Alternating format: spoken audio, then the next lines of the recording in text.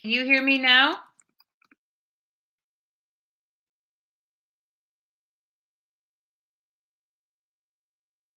Can you hear me now?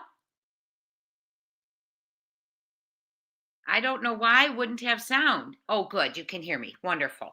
Okay. Hello, Too Many Shoes, Kimberly Myers. Let's talk about Susan for a second. Susan should not be paroled after killing her kids, lying on who did it, other stuff, my opinion. I agree 100. A few years ago, we did a live and we all started writing letters against her parole.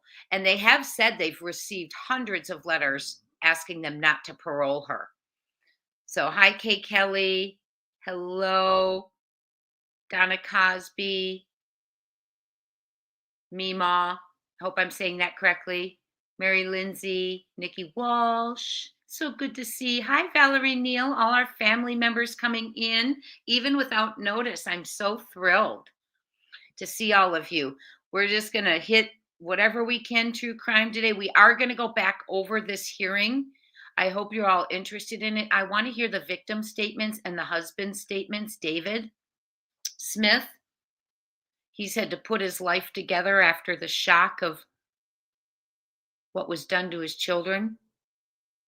Yes, I agree, Hope Floats. I was a young mom too. It was a horrible thing because things did not happen like that. That's right. And wasn't she one of the first moms who lied saying her child was missing and the world was searching and praying and it turned out to be her? For me, that sticks in my mind as one of the first cases where we went through that.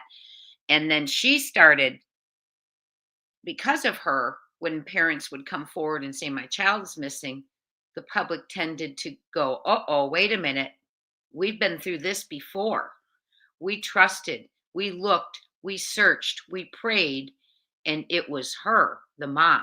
So it kind of turned the public a little, side-eyed after that.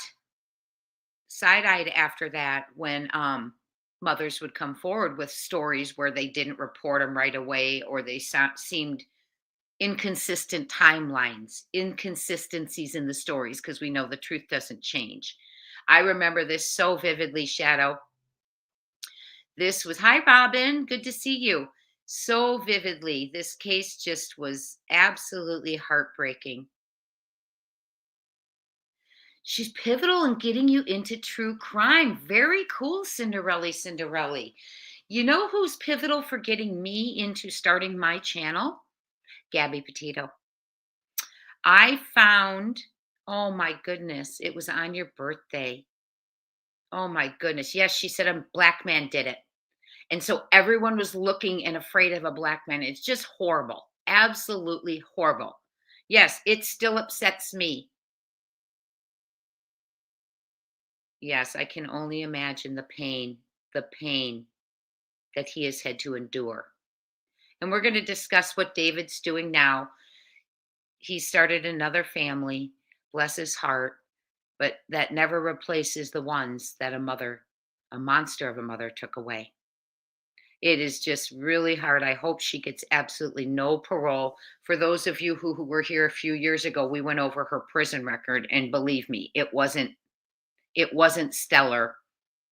It wasn't anything as far as educating, doing good, lots of infractions. So I'm praying she doesn't get paroled. She's had instances with guards, things going on, men. Yes, we need to keep David and the family in our prayers and pray to goodness that she stays behind bars, in my opinion. Is there anyone in here, and we accept different opinions in our community? We're not going to jump on you or get upset. Is there anyone in here who feels she served her time and should be released? Hope Floats, I think what I'm going to try and do is pull up one of her old interviews if you all are on for it. But we'll spend a lot of time on Susan today and Sebastian. And I just want to touch base on what's happening with the Menendez brothers. Then tonight we're going to switch gears and go to some other people missing, well, Sebastian, Emma, a pregnant mother who's missing. I'd like to touch base on her as well. We really need to get the word out about many of the victims right now, what is going on. Also, so you all know while we're waiting, they're on a lunch break, by the way, so they'll be back in a minute. I agree, Shadow. I mean, there is nothing more terrifying than knowing a person is capable of strapping their children in, rolling them down a hill to a lake, taking yourself out of the car, jumping out and saving yourself, and letting those babies roll alive into the water. Just think about the darkness, think about the fear, the terror. They were immobile, the inability to move, and had the audacity then to tell the world her children were kidnapped when her car was taken by a black man. So all of South Carolina and around was looking for a black man. It was just absolutely horrible. But she was the one, in my opinion, and if you guys can remember one before that, Lovely Shadow, I am not joking. We will watch the story. We will bounce back and forth if you guys want to today. We'll focus on Susan. We'll go over to Sebastian. We'll watch some more Susan, or, we can bounce back and forth. Oh, Jen Benners, I cannot even imagine how David did not put his hands around her neck, in my opinion. Do you know what I mean? I can't imagine a father hearing this. Here he's doing interviews with they're begging for their children. She's crying. And then to find that he's standing next to their monster. How old was she? Good question, Robin. Let me look. That's a great question. Please hit that like button as you're coming in. We'll let others know I'm live. And I missed you all too. By the way, so many of you emailed me, Jay, when are you going to go live? I miss you. And I'm so sorry. It was just such a busy week. It was so busy. I was running things after work and lots going on. I thought of you often, dropped some videos for you, but nothing's the same than being able to touch base with you. Let me look at her age for you.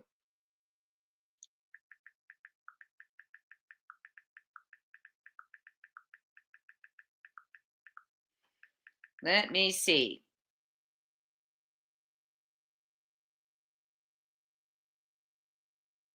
Let's see her age. It was in 1994 that she did that. Yeah, so mine was about to be 2.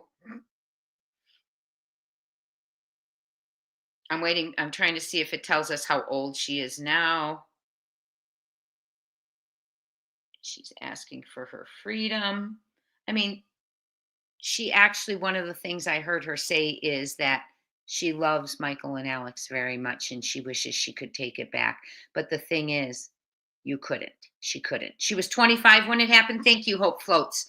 She is 55 now. Okay. So she's close. She's close. I'm just a couple years older than she is. Just imagine. So let me give you a little bit of her story for those of you who are not familiar with it. You just saw an update, breaking news. Oh, let me go over and make sure I'm not missing it and talking through it.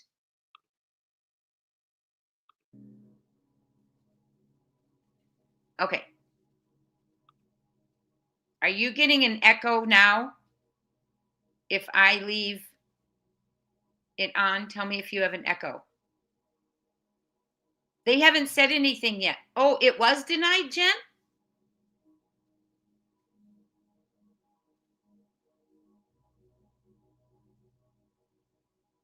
You saw that denied. How could it be? We're watching the hearing. Let's see. Oh, you're right. A parole board decided unanimously Wednesday that Susan Smith should remain in prison. Now, why are they not showing it? They're saying they're at lunch. Remain in prison 30 years after she killed her sons by rolling her car into South Carolina Lake while they were strapped in their car seats. Amen. She's going to stay in prison.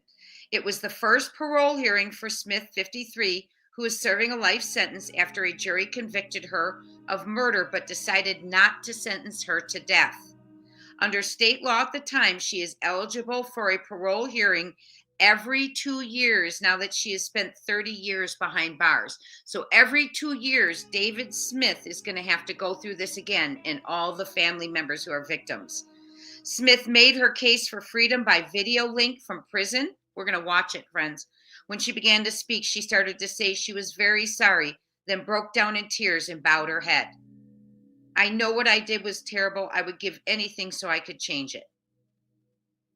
Okay, well, we're going to watch now then. I don't know why they said lunch and they'd come back, but we are going to go. It must have leaked out, but we are going to go ahead and watch it then. She doesn't. It's just terrible. I am so glad they're keeping her behind bars. So we're going to go back and watch. It doesn't bring back life. You're right. We're going to go back and watch her hearing then.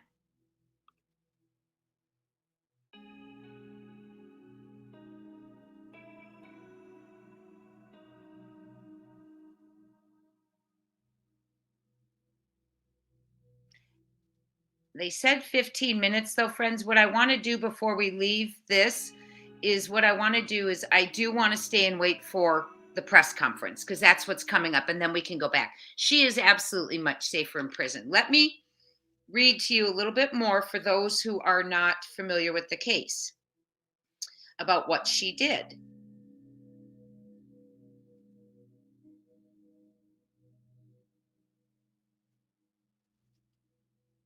Let's get to it.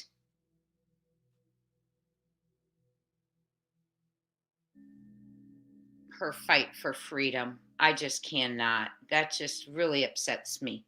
They had no chance and locked in, immobile. Hi, Holly S. Welcome in.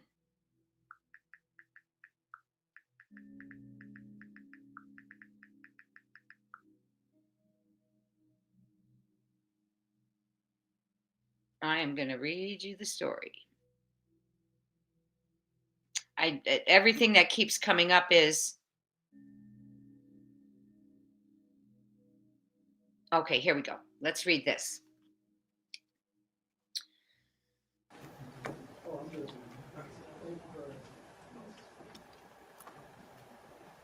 Oh, they may be coming on. 1 second.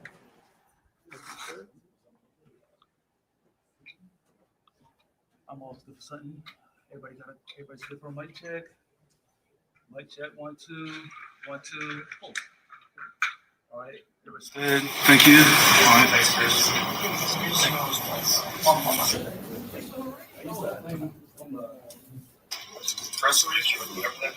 After this press conference, we will go back through some of the things. I am so glad. So every 2 years, we need to write letters as to why we believe this woman should not be out. We are advocates for victims and children, and we're going to keep it up. Oh, Robin, I am so sorry. Here. I want to show you some names of folks who will be speaking today. So you can go ahead and just get that. Oh, this is full credit to Court TV. Let me go ahead and put the banner up.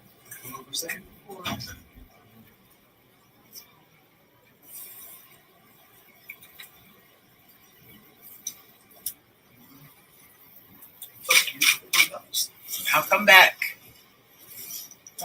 So good to see all my family members and friends and viewers.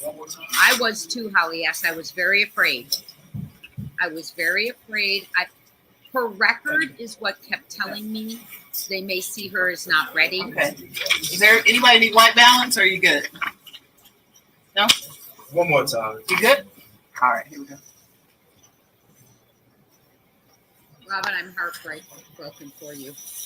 My dear friend, no one should ever have to go through that. Thank you. I appreciate All right. it. Anybody else need white balance? No matter how much time's gone by. You good? Never enough. I understand that. All right. We love you and we're praying for you. Yes, they're gonna talk about the against the process. Ginger girl, I appreciate you being here. Grandma can't be here today. She'll be here tonight. Thank you. Anyone who's in the room All modding. right, no problem. Ginger girl, I'm Okay, so I am not gonna have everyone come up here and spell out their name, okay? That's why I did that. I thought that would help you out. Okay. No problem. Once I ask for questions, yeah, just, raise your hands, and then I'm gonna go, okay. Oh, So, he is not Cinderella, throw all the Cinderella. questions right out like that, okay? All right. Let's see if everybody's ready, and then we'll get things rolling. Thank you for spending this time with me. I appreciate it. She did it for a man. And when are women going to understand that if a man uses an excuse, they don't want you. If they don't want your children, they don't want you. If they don't love your children, they don't love you. Agreed, Wanda Dupre. Well said.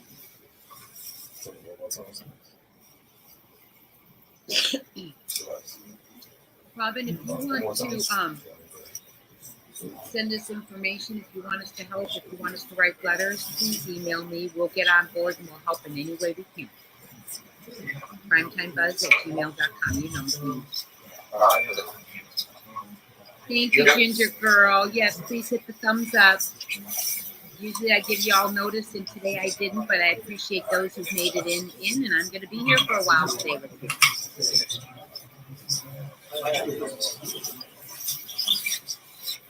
We need us to fight alongside you, Robin. We're here.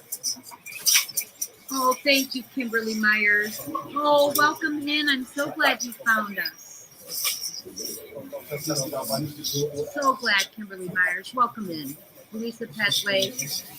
Yes, she did. It was absolutely horrible that she did it.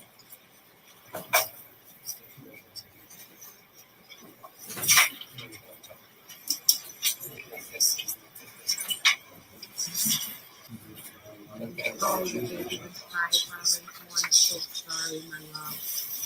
Oh, my goodness. Thank you, Ginger Girl. You're amazing. I'm going to mute myself once they start talking just so you don't get an echo. Hi, Amanda Jean. Everyone, don't forget, we're going to have a members live this Saturday, same time, 1 p.m. Eastern. Some things I want to show you, I want to share, I want you to share.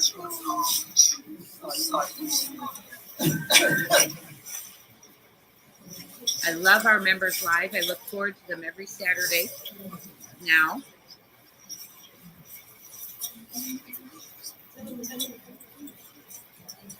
Oh, it's up to the appeals judge. Okay, well, we'll be praying. Do you know when that date's coming, Robin, where they'll make a decision so we can make sure we're keeping you in our hearts, thoughts, and prayers?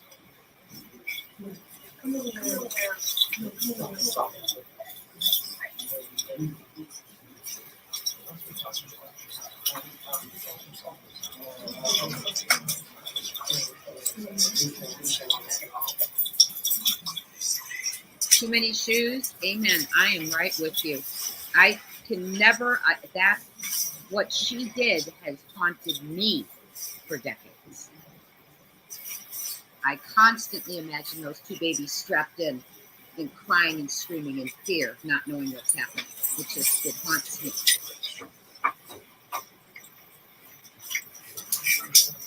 I agree, too many shoes. I think a lot of us do. Is there anyone in here who wanted her parole? And it's okay if you disagree. We all have our own opinions.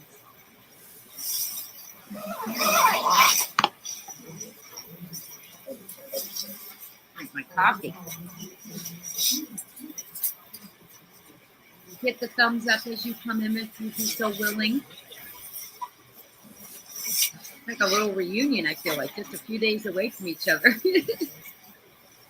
I agree, Judy C. Then we don't go through these parole hearings where the victims and the families are dragged through this. And now every 2 years they're going to be. I agree, Holly S. It is one of the worst ones I've heard.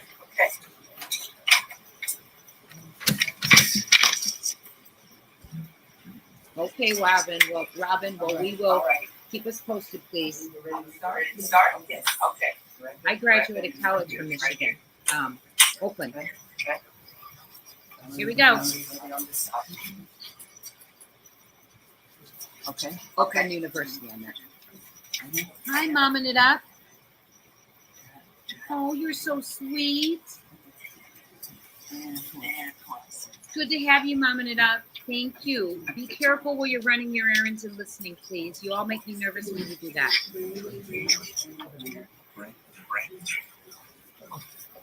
Folks, do you live anywhere near where she did this in South Carolina?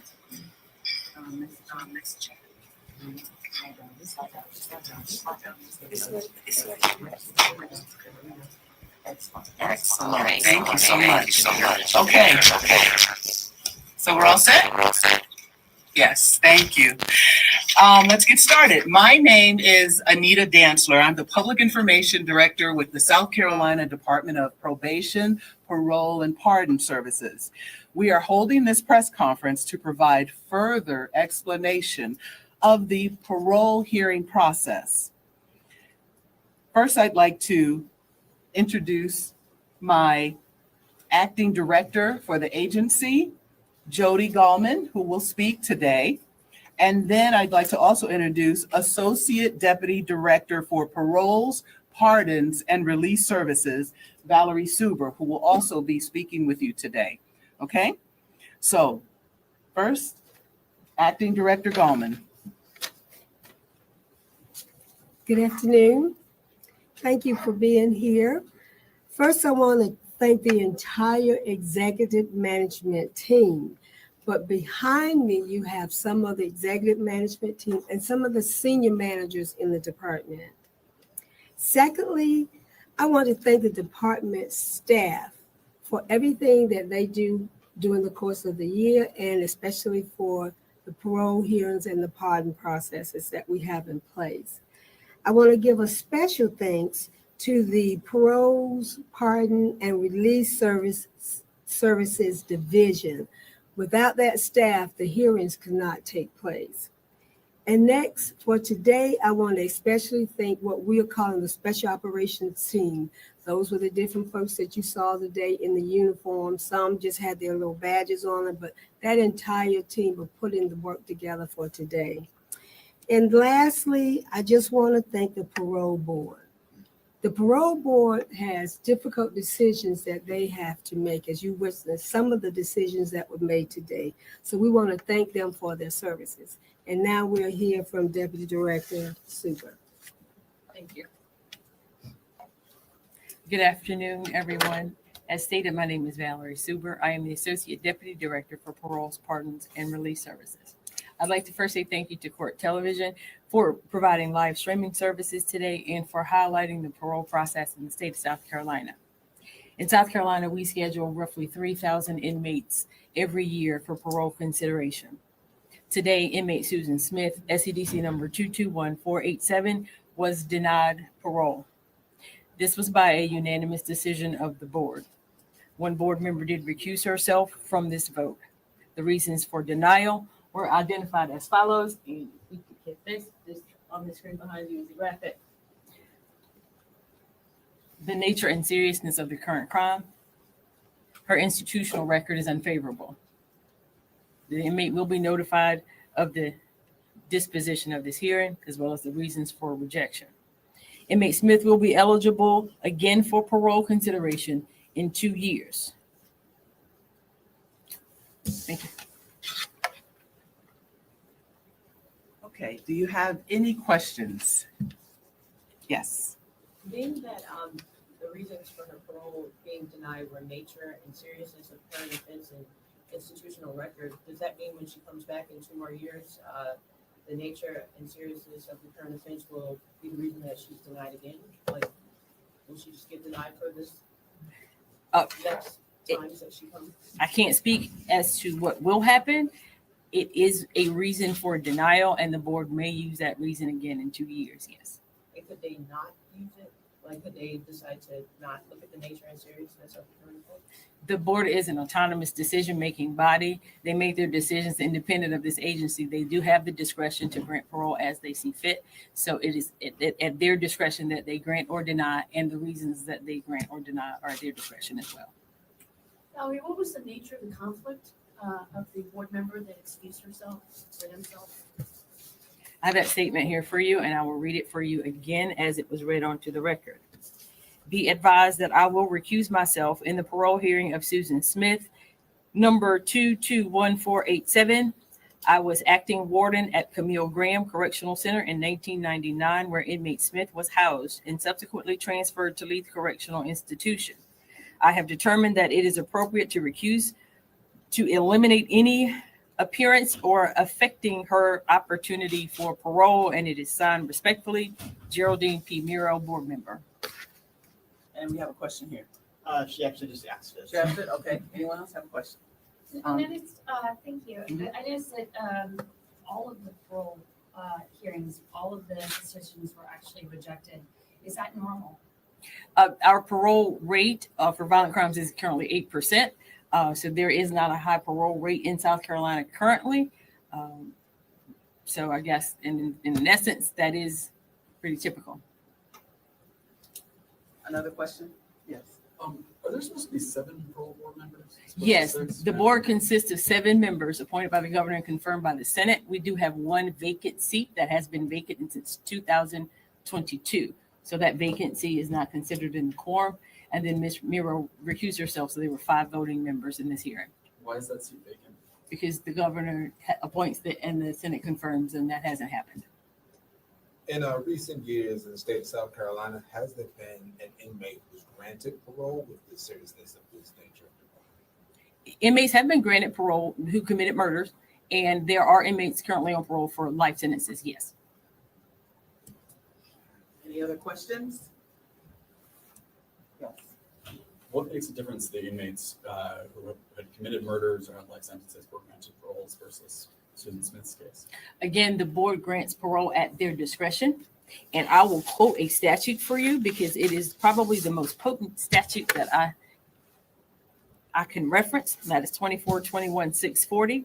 The board must carefully consider the record of a prisoner before, during, and after imprisonment, and no such prisoner may be paroled until it appears to the satisfaction of the board that the prisoner has shown a disposition to reform, that in the future he will probably obey the law and lead a correct life, that by his conduct he has merited a lessening of the rigors of his imprisonment, that the interest of society will not be impaired thereby, and that suitable employment has been secured for him. That is 24-21-640, which gives the board complete discretion to grant or deny parole.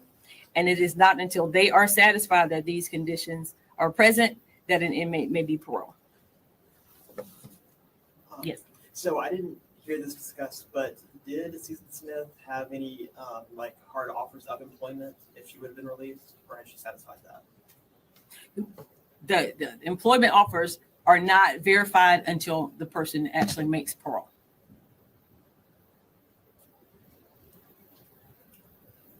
Was there anybody else besides the Currys that were in favor of her release? Like correspondence or anything like that? I don't know who was in favor of parole. I think we've already reported out on the number of letters received, and I don't have any other information outside of that.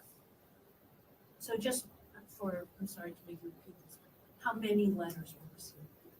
There were 6, I believe.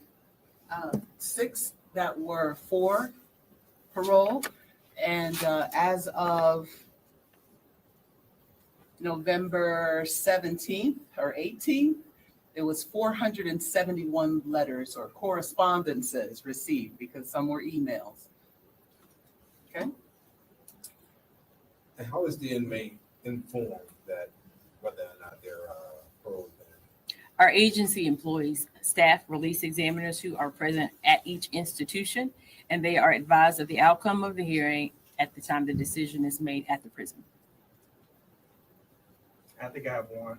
So why is it like every 2 years to have a parole hearing? How does that work? Okay, by statute, because of the time her crime was committed, she is eligible for parole every 2 years. There is a window where certain individuals are eligible every year, but because she is serving for a violent crime and the time she was convicted and her crime was committed, the law requires that she wait 2 years before she's considered again.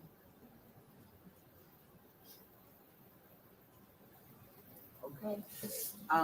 just one more thing, folks. Several of you have asked me about the names of the persons that spoke during the Susan Smith hearing. So I'm going to give it to you right now. David Smith, Tiffany Smith, Savannah Smith, Douglas Smith, Rebecca Smith French. Rebecca is spelled Rebecca.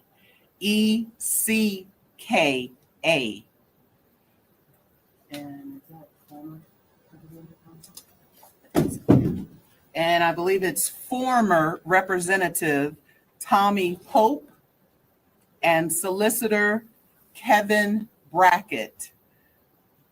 Brackett, Brackett. So those are pretty easy names. I think you got it. I know you got it.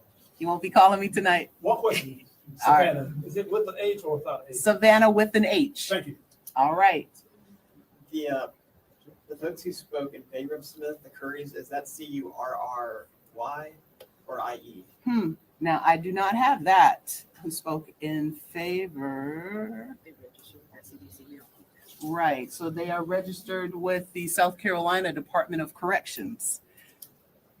So yes, they would have that information for you. I want to thank you all for staying with us and coming here to this press conference today. We're going to also take you down the stairs, down the elevators in a very orderly fashion, just as you got up here. Okay? Thank you.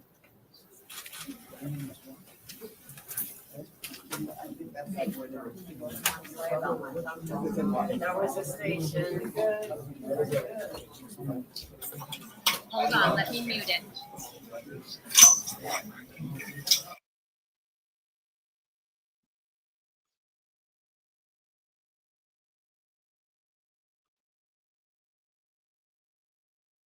Hi, Misty. How are you? Welcome in. Do you need to go, Ginger Girl? You go ahead and go. You go, Ginger Girl. Thank you. Hello, Misty. How is everyone? So in She Stays, there were over, as of November 18th, 471 correspondence received regarding Susan Smith's parole. 6 were for her to be paroled. They had an agency employee who will inform her of the decision. The decision had a lot to do with, like we said, her record as an inmate. They feel she had not merited by conduct in prison, lessening her imprisonment. Interesting that she has to be suitable for employment. It's just, you wonder, where's she going to get employment, right? And then they clarified after the parole is approved, then she can, hi June, then she can go ahead,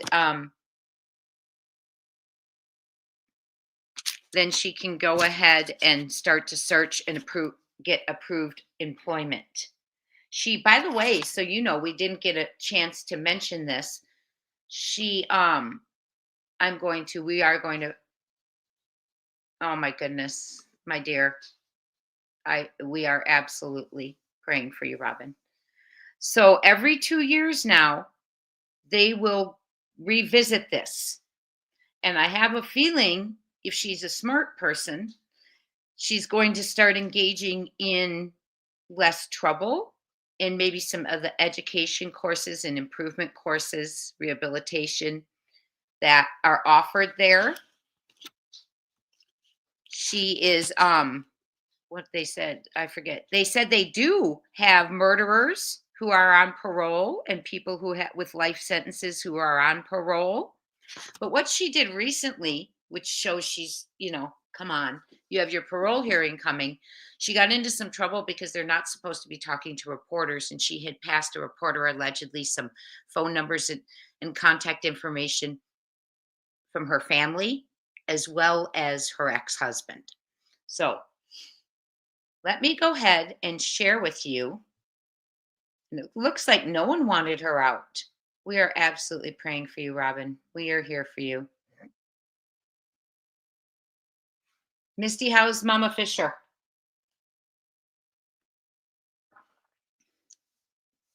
Okay, I'm going to play for you the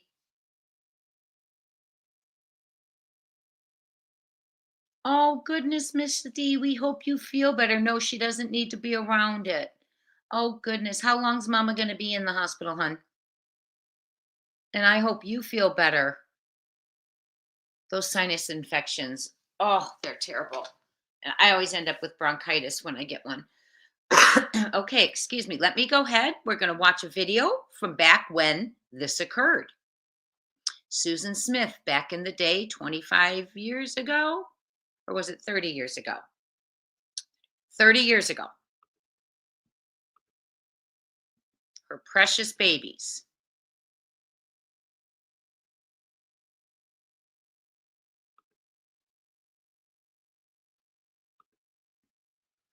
There she is.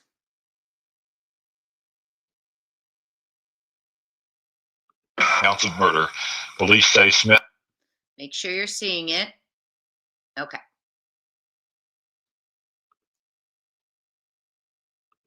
I'm going to mute myself for a second.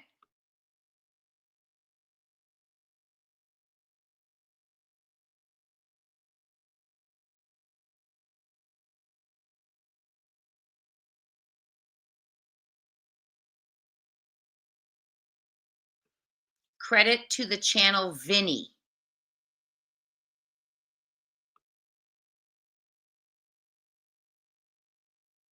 Smith admitted killing her sons, 3-year-old Michael and Alexander, who was just over a year old.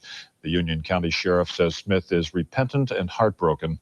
Her car was pulled from a murky lake Thursday. The bodies of the boys were strapped in the back seat. An autopsy revealed the boys were not killed beforehand. They drowned. In West Palm Beach, Florida, a mother has been charged with killing her child. 24-year-old Pauline Zile is being held without. Sorry, wrong article. 1 second. I'll play you the NewsNation one. Credit to NewsNation. They're going to show you a view from the car, and then I'll pull up her old presser.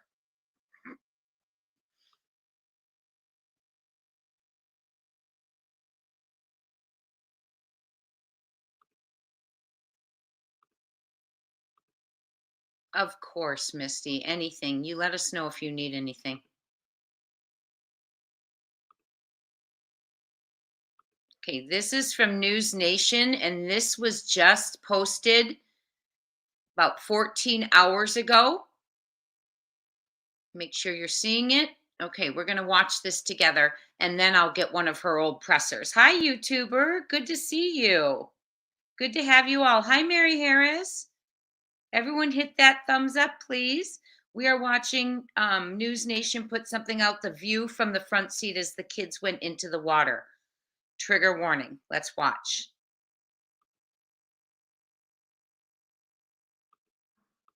Carjacker did that. Took those babies from her. Big tears. Without water.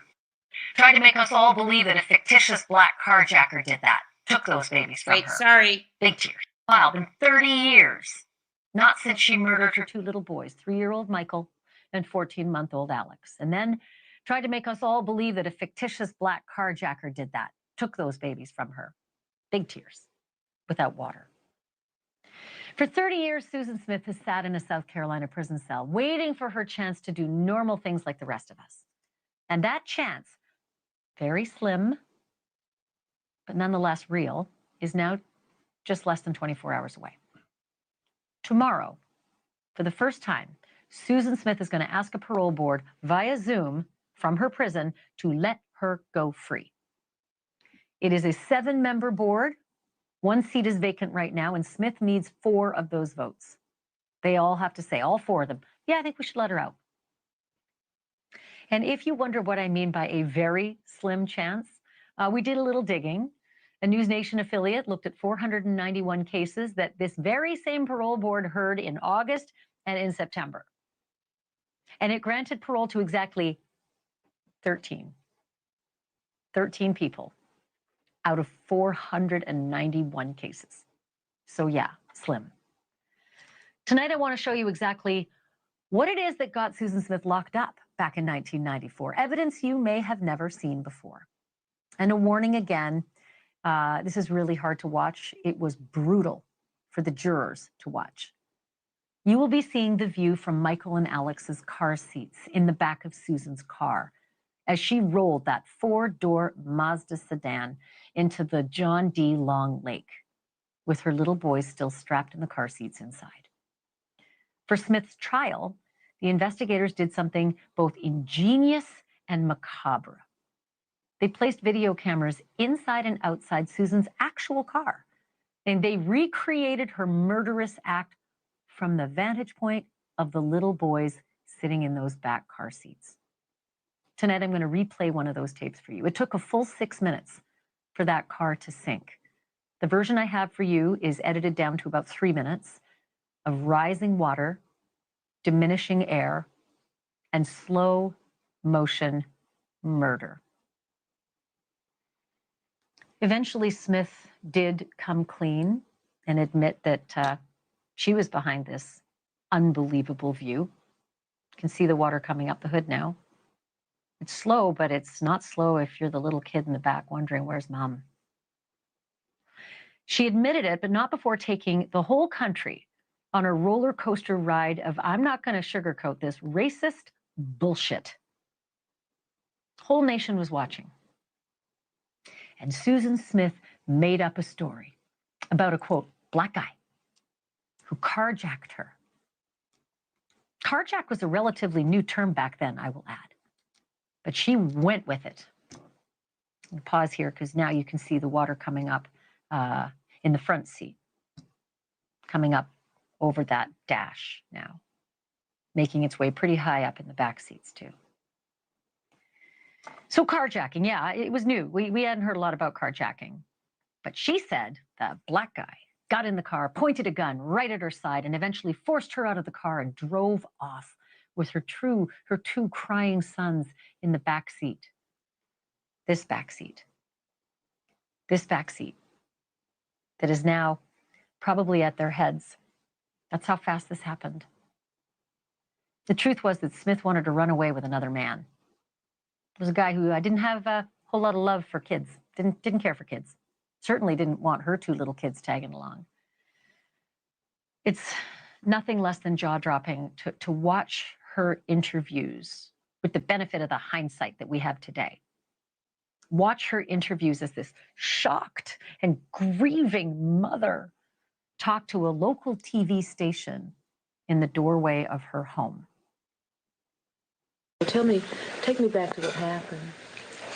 Okay, I was stopped at a red light, and just out of nowhere, this black guy came up and just opened the door and jumped in the car, and he had a gun, and he had it pointed in my side and told me to drive, and so I did. And when I tried to ask him why he was doing this or whatever, he just told me to shut up or he'd kill me. So I just kept driving. My babies were in the back seat and they were crying, and I tried to tell them everything was gonna be okay. And so we went on down the road, and he told me to stop, and it was just in the middle of the road, it wasn't anywhere isolated or anything. And I said, what? I said, stop. Thanks for watching. Go to joinnn.com to find NewsNation on your screen. And don't forget to click the red subscribe button below.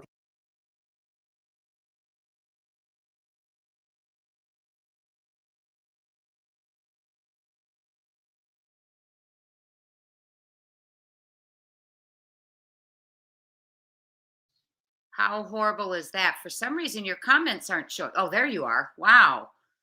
I know how that water rising. Isn't that terrible? Hello, Ginger Snap. She had a lot of time to stop and think. She had enough time to where she jumped out. She jumped out. It's horrible. Let me go ahead and show you an interview from 1994 when this happened in October. Her little fake act. It's amazing. And like I said, this was the first case I remember from a mother who was responsible, but saying a child was taken. Let's go ahead and share with you. Susan Smith will remain behind bars. Her parole was not granted. She is up for parole again in 2 years. We will need to raise our voices and make sure she doesn't come out again.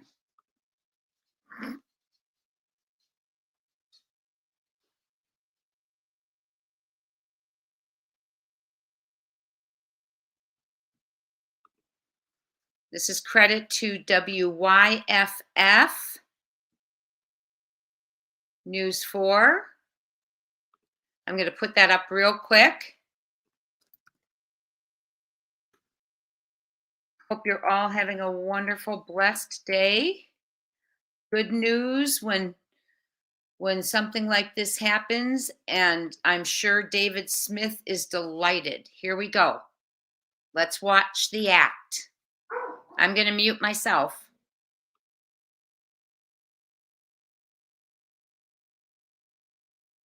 Okay.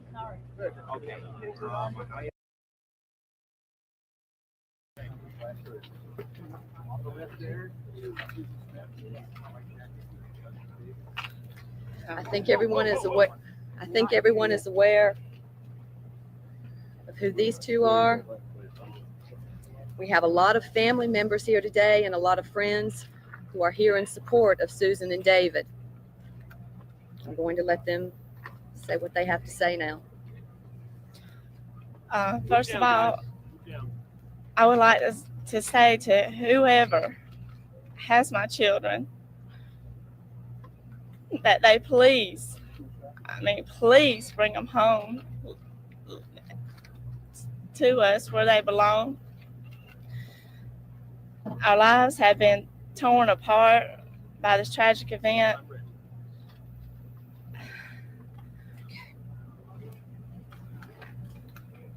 I can't express how much they are wanted back home, how much we love them, we miss them. They are our hearts. And who I have prayed every day, and there's not 1 minute that goes by that I don't think about these boys. And I have prayed that whoever has them, that the Lord would let him realize that they are missed and loved more than any children in this world. And that whoever has them, I pray every day that you're taking care of them, and know that we will do anything we will to help you to get them home back to us. I just can't express it enough that we just got to get them home. That's just where they belong, with their mama and daddy. Go ahead. I would like to take the time to plead to the American public that you please do not give up on these two little boys in the search for their return safe home to us. That you continue to look for this car, these two, our children, and for the suspect himself, that you continue to keep your eyes open, and anything that you see that might would help to please call and let it be known.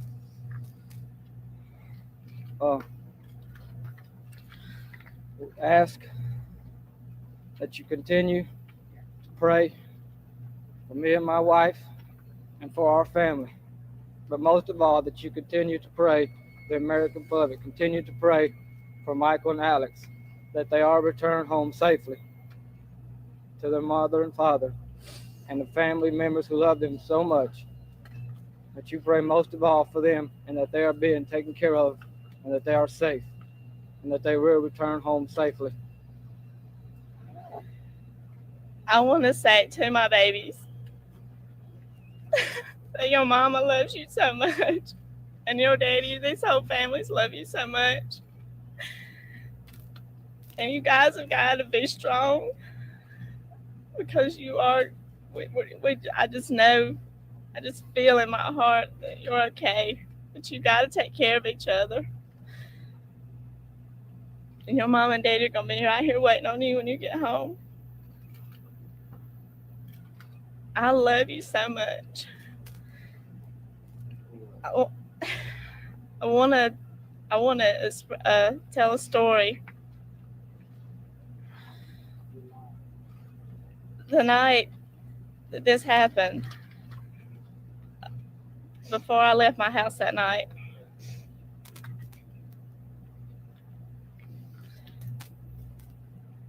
Michael did something that he's never done before.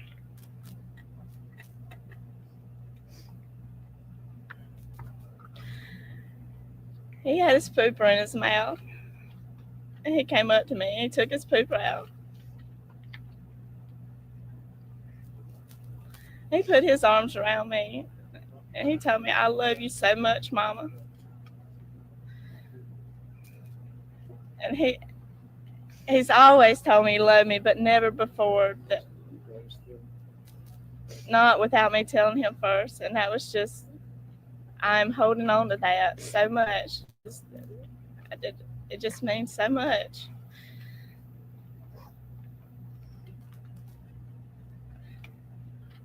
I love him. I just can't express enough. I have been to the Lord in prayers every day with my family and by myself with my husband. It just seems so unfair that somebody could take such two beautiful children. And I don't understand. I have put all my trust and faith in the Lord that he's taking care of them, that he will bring them home to us. That's all. I can't say anything else.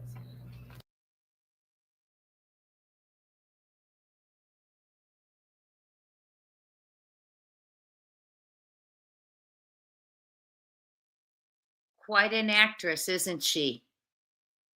She's quite an actress. That story about he put his arms around her. Hi, Senior Canine Mom.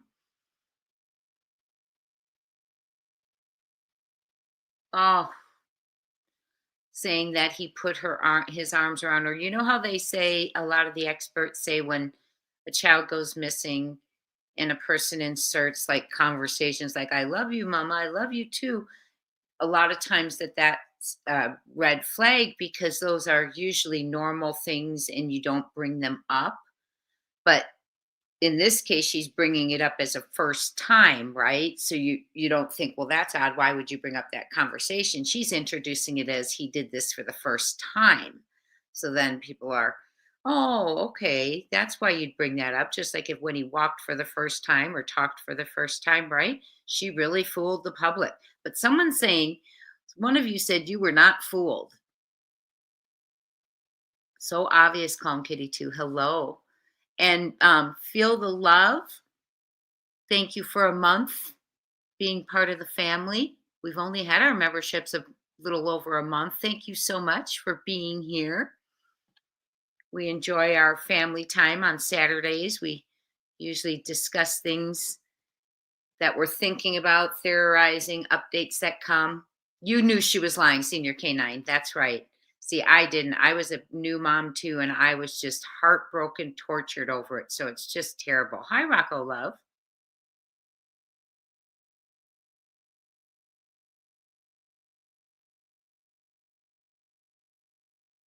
Oh, hey, Rocco. Let me read what you're saying. Well, welcome back, Rocco Love. It's good to have you. Good to have you. Stay straight. She took two. Let me read this again. Feel the love. Thank you so much for your support. Hello. You were on the fence with whether or not you thought she should get parole, Becky? Hello, guys. No, she took two innocent children's lives, her own flesh and blood. I knew she did it when you can't look a camera in the eyes and fake tears she had. I was in Kroger when she was arrested. Sad. You remember where you were when she was arrested. That's how much of an impact that had on you, Genia. Dreaming of blue skies and sandy beaches. Hello to you. Okay, I want to show you her today in court. And then I want to try and find David's victim statement. And then we are going to move on to Mr. Sebastian Wayne Drake Rogers. That's what we're going to watch, Senior Canine Mom. I have not seen it yet. Thank you for sharing that. Well, she really didn't muster up a tear then either. Hi, Victoria. I think we all remember this. This was a case that really took the public, and now it's the reason we have suspicion, in my opinion. June, you are a sweetheart. Thank you. That's really sweet. June has gifted 1 membership to the family, a Crime Time Buzz membership. Thank you, June, and please be sure and thank June if you receive that wonderful, thoughtful gift. And we will see you Saturday, 1 p.m. Eastern Time. Yes, absolutely, Cinderella. Let's go ahead and watch her, a little bit of her, and then we're going to try and find David.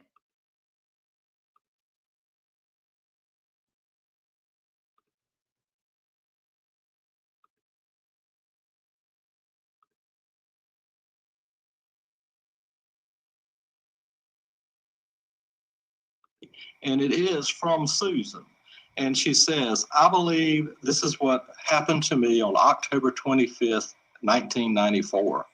I lost touch with reality.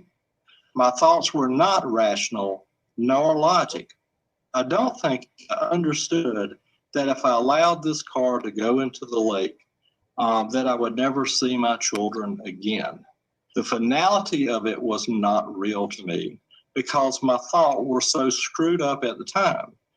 My mind, I thought, was doing what was best for them. I knew Jesus would take better care of them than I could. It was truly a moment of insanity.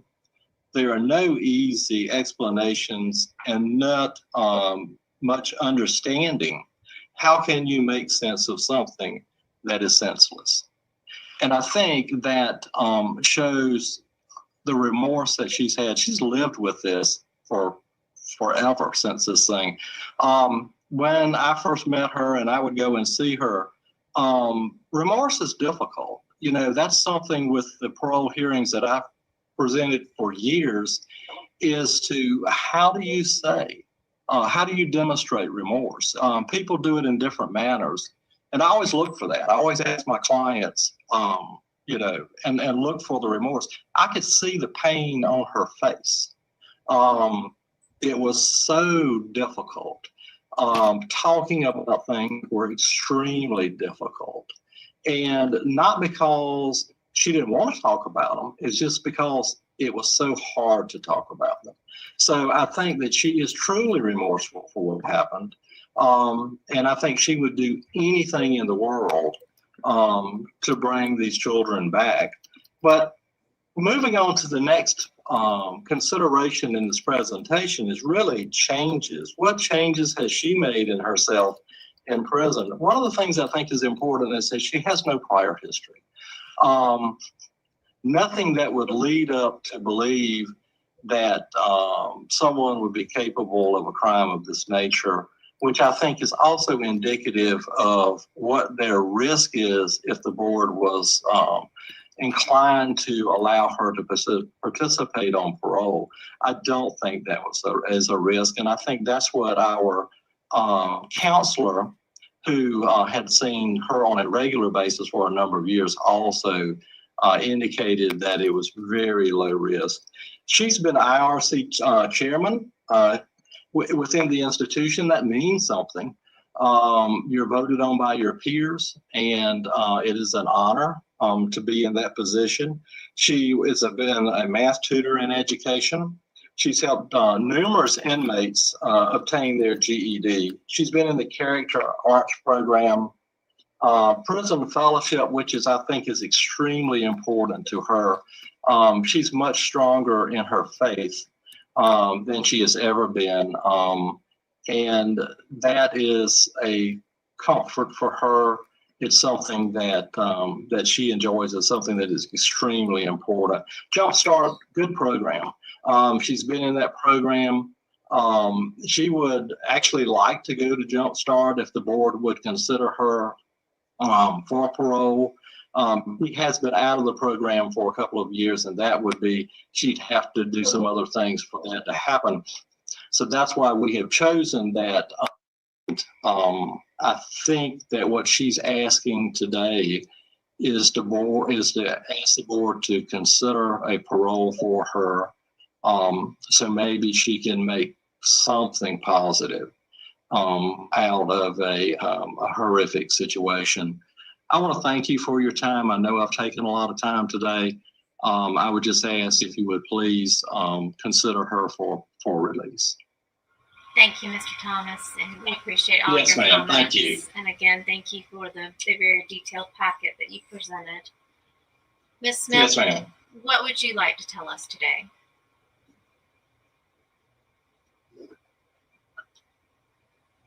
First of all, I want to say how very sorry I am.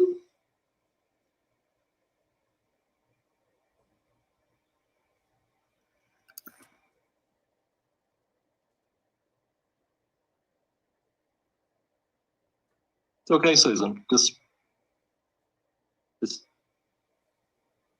Just talk with us.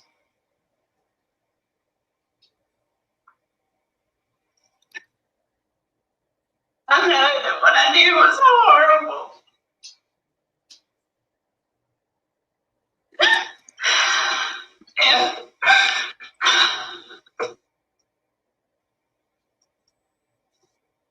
And I would give anything if I could go back and change it.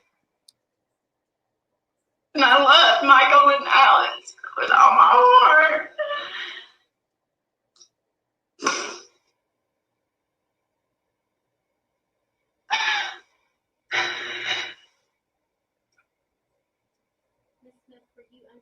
Influence of drugs or alcohol the night that you murdered your children? No, ma'am, I was not. Your attorney talked about working with mental health. Is that helpful to you? Ma'am. Mr. Thomas, I hear you. Mr. Thomas talked about the fact that you were working with mental health, and my question is that helpful to you? Yes, ma'am. Is that something that you would be willing to continue with on the outside if you were granted parole? Yes, ma'am. Ms. Smith, your crime took a lot of resources from the law enforcement community.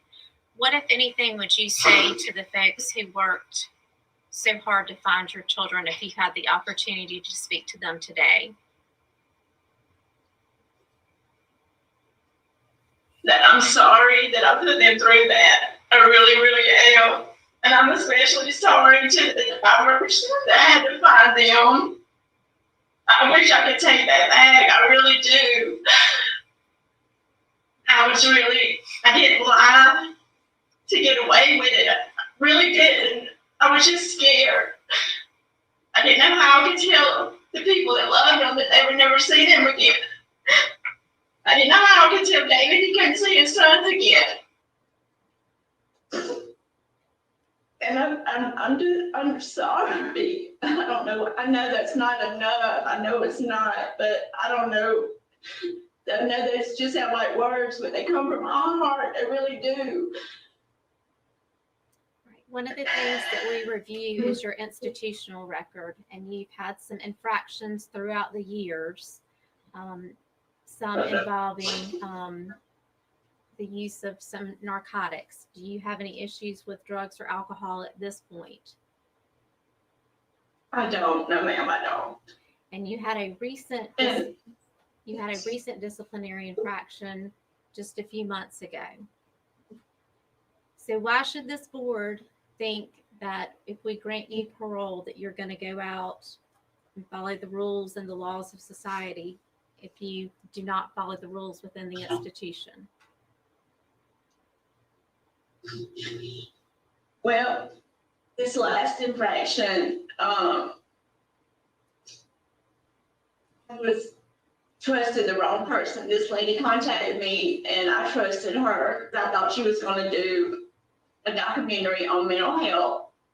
And I really am not guilty of what they charged me with. And I have filed an appeal on that charge. And as far as your question, I've never been in trouble before, and the things that I have been found guilty of in here have been just stupidity. I know I made a lot of mistakes in here, and I have learned from them.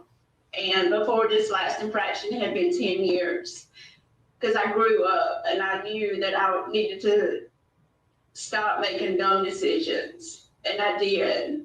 I knew it was time to grow up and do the right thing. I just made a lot of dumb choices and mistakes in here.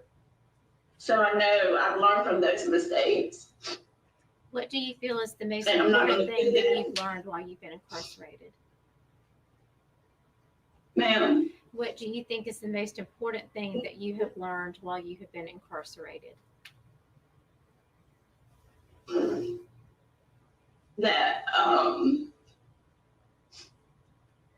That people are important, that forgiveness and love, that family is important, and that decisions we make not just affect us, they affect the people that we love. And not to take things or people for granted.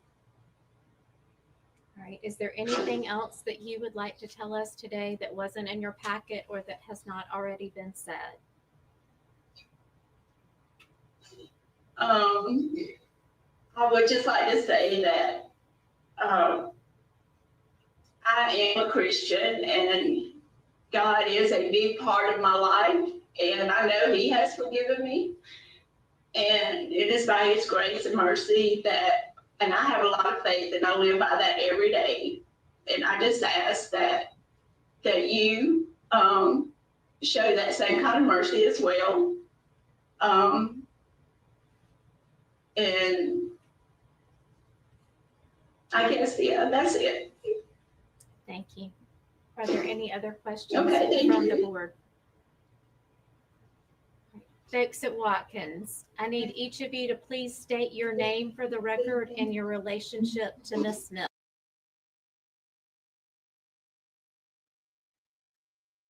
Wow. I love what True Crime Housewife said. This was a horrific case, and she does not deserve to ever get out. In fact, I think she should be placed in a glass cell by the lake and has to look at it every day with pics of the kids.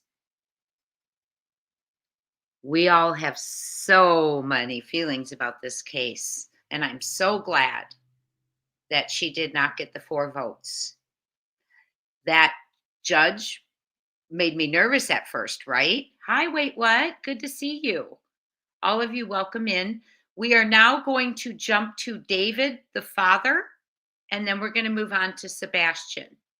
If you're just coming in, Susan Smith, who spent 30 years in prison for drowning her 2 babies alive in the car strapped in as she rolled them into a lake, was denied parole today. Thank goodness, in my opinion. Okay, let's go ahead, and I'm going to try and find real quick David. So I'm going to mute myself, talk amongst yourself. Hi, Jacqueline, good to see you. Talk amongst yourself. Let me put the banner for Court TV back up. And then before we go to Sebastian, I'll come over to your comments. I'm going to mute.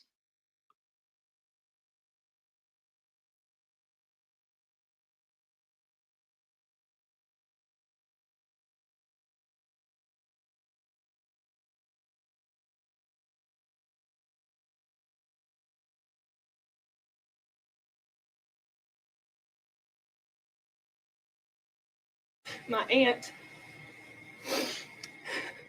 and our whole hometown We can no longer say that we're from Union County without Susan's actions being brought up.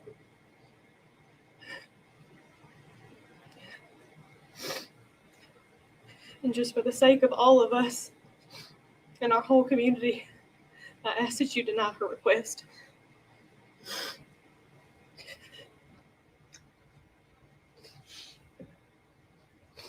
Mr. Smith, you're welcome to stay seated if you want to come.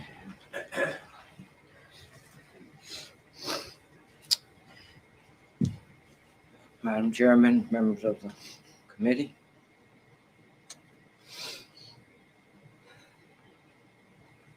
It's been a tough 30 years. I'm not here to speak about what she's done in prison. You all have the records, accounts of all that. I'm just here to advocate on Michael and Alex's behalf and as their father.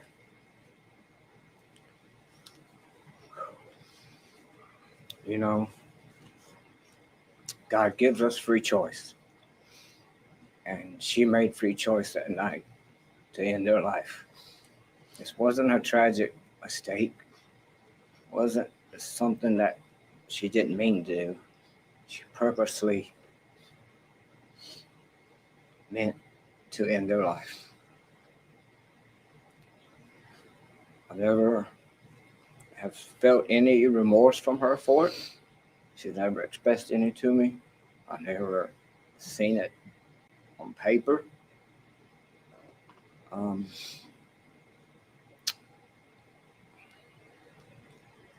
No, you've heard, she changed my life for the rest of my life that night.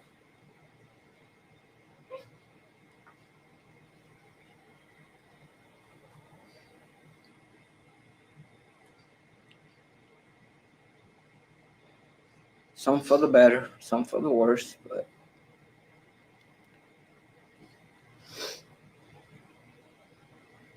what she did, not only to Michael and Alex, she came pretty close to causing me to end my life because of the grief that she brought upon me.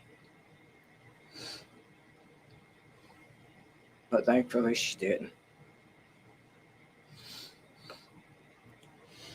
I understand back in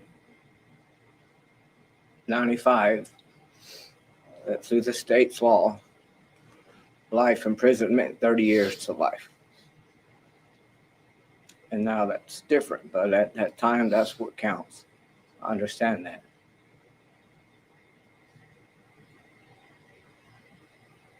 But ultimately, to me, that's only 15 years per child. Her own children. It's just not enough. So I'm asking that you please deny her parole today. And hopefully in the future, but specifically today. Not let her out. I miss them very much. And I love them very much. And I will be here every 2 years going forward to ensure that their death doesn't go in vain. Thank you. Thank you so much, Mr. Smith.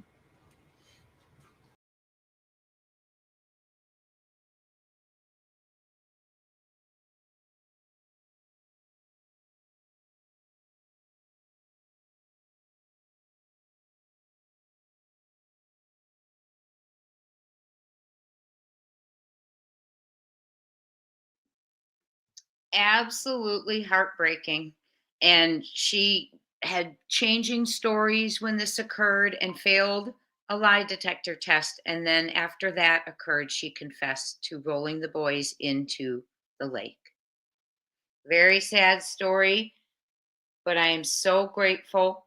Susan Smith will remain behind bars But sadly, that father who is still so heartbroken will have to go through this every 2 years. So Susan Smith will remain behind bars. Let me say hi to everyone. Hello, everyone. Everyone coming in. Hi, Gypsy Vano. Good to see you. Yeah, she could have written. Did she never write to David? Hi, Zinga Zanga. This is very, very sad.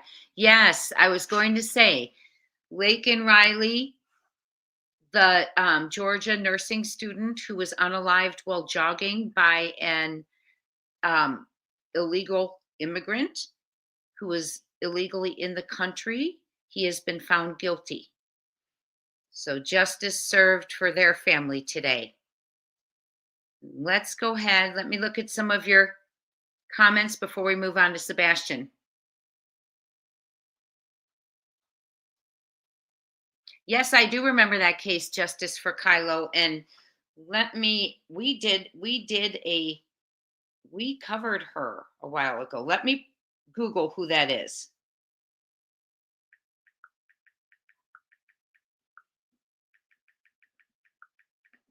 I can't remember her name either. So hold on. You okay, baby? My doggy's feeling sick today. Andrea Yates. Andrea Yates in 2002 drowned her 5 children in the bathroom. Remember, she was supposed to be supervised or something, and the mother-in-law was over there watching her and went on an errand or something, and when she came back, when she came back, the kids were unalived in the bathtub. Yes. So Susan Smith will remain behind bars. We've had a lot of people felt really, hi, Seth, how are you? I know you do. I know you do, Seth. We're going to be transitioning over to Sebastian in just a moment. Prayers up that your son is brought home very, very soon. So, okay, let's go ahead and talk about Sebastian Wayne Drake Rogers. Sebastian was reported missing February 26th, 6 a.m. out of Hendersonville, Tennessee. He was under the supervision of his mother. His father, Seth, who's here with us, was at work on camera, verified alibi, corrections officer. I know you do. We all pray for him. I'm so sorry for everything you're going through. Whenever you speak, Seth, my heart breaks.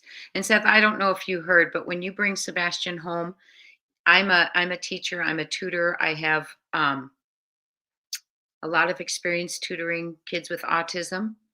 Any tutoring you need, anything to catch him up, to get him through whatever, however long, I'm here for you.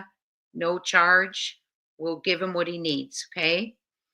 So Sebastian deserves to be brought home. We are going to bring him home. He was reported missing. He was under the supervision of his mother, his father at work with a verified alibi. His stepfather, in my opinion, not quite sure where he was. He states at 5:15 he was in the Crane, but truly the alibi needs to begin from the Texas Roadhouse on. There are rumors that he has had a 4-day weekend. There are rumors of a poker party, and we are going to discuss that tonight. Nick the Hat has been putting out some hints. He did say that he's talking about the poker party. Remember, we mentioned the poker party. We could not verify it. We had heard there was a poker party. And we heard there was a poker party. And we had heard allegedly Sebastian and KP went to a poker party at CP's, family's poker party. Well, now with the 4-day weekend, that brings up Bye, Seth. Take care of yourself. We're praying. We're going to bring him home. We're going to bring him home. Thank you so much for being here. Sebastian Wayne Drake Rogers, we are going to bring him home. His father has ignited the world. He won't give up. He hasn't given up. He's been out searching, planning rides, planning vigils, media interviews. He begged. Everyone that he was trying to get help from was run away with threats and warnings. And Seth Rogers didn't give up. He was begging for someone to stand alongside him. In came Tony Mathis. And regardless of what you or anyone feels about Tony, Tony has stood by Seth's side, and Seth needed that. And then Seth continued to beg for the FBI, beg for someone to help him. Cold Case Foundation. He could not get the Cold Case Foundation, though, because he has not been cleared, even though his alibi's been verified, etc. So in comes at night Dog the Bounty Hunter, Nick the Hat, Hong, that whole organization, all of them, one world, and they stand beside this broken father who is doing this like a single parent, searching for their child. And we're going to discuss Sebastian today. I want to talk about the poker party first because I think it's very important. Yes, please say in your opinion. Thank you for doing that. Oh, he was created on Valentine's Day. That's beautiful. Yes, Mary Harris. He's done everything.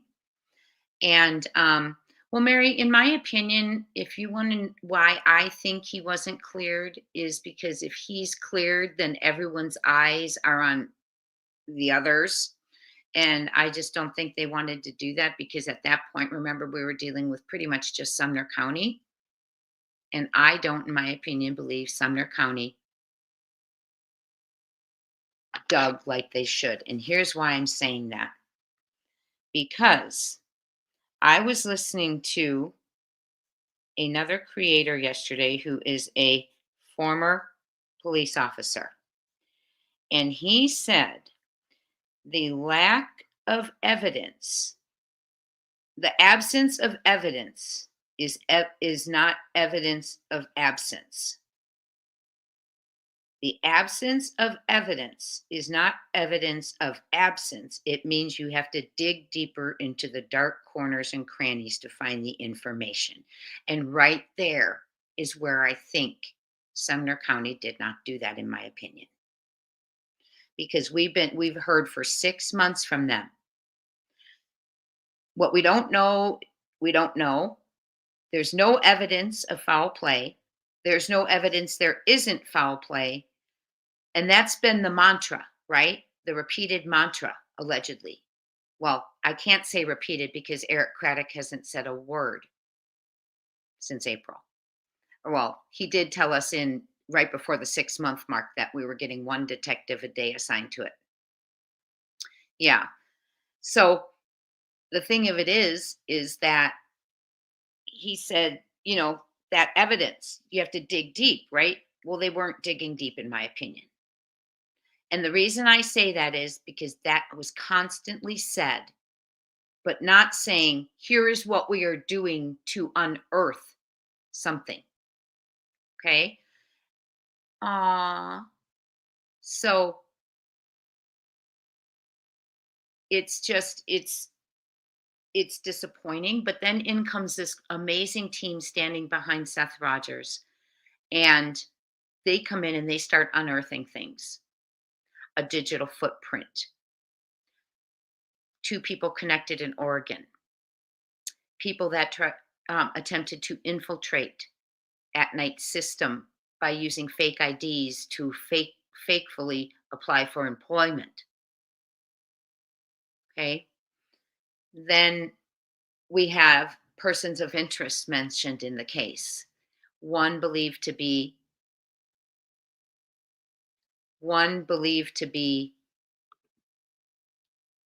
a trafficker wanted for trafficking. The other, a person related to Sebastian by marriage. And again, that tells me that if you are Bobby Brutzman, I have forwarded that to Dog's team, the names and her entire message. And they are aware of it. When they got it from me, they were already looking into it. There were a couple of things Dog's team said to me that stuck out to them, so they were looking into it. I have a feeling the poker game was one of them. Okay. So we need to talk about that poker game. But what I'm getting at is this father deserves this help. Now we have the presidential administration in February going to come in. Okay. But all along, through all of this, Eric Craddock hasn't said a word. I went on his, and we all know he was running against himself for sheriff and he won. Okay. But since then, I went on his sheriff's page yesterday. Nothing about Sebastian. I went on the Sumner County Sheriff's page. The last thing about Sebastian was August 26th, the 6-month mark. I went to TBI Newsroom. The last update on Sebastian, August 26th, the 6-month mark. Sebastian's mother has not spoken out for Sebastian, has not begged for help, has not, in my opinion, she's been silent, right? As the court TV anchor person said, and he said it well, it was very well said, she's choosing not to participate. And that hurts everyone who watches. I hope they listen to the audio too, Catherine. So that's where we're at. Now, the alleged poker game. Let's talk about it, because I'm going to pull up Nick's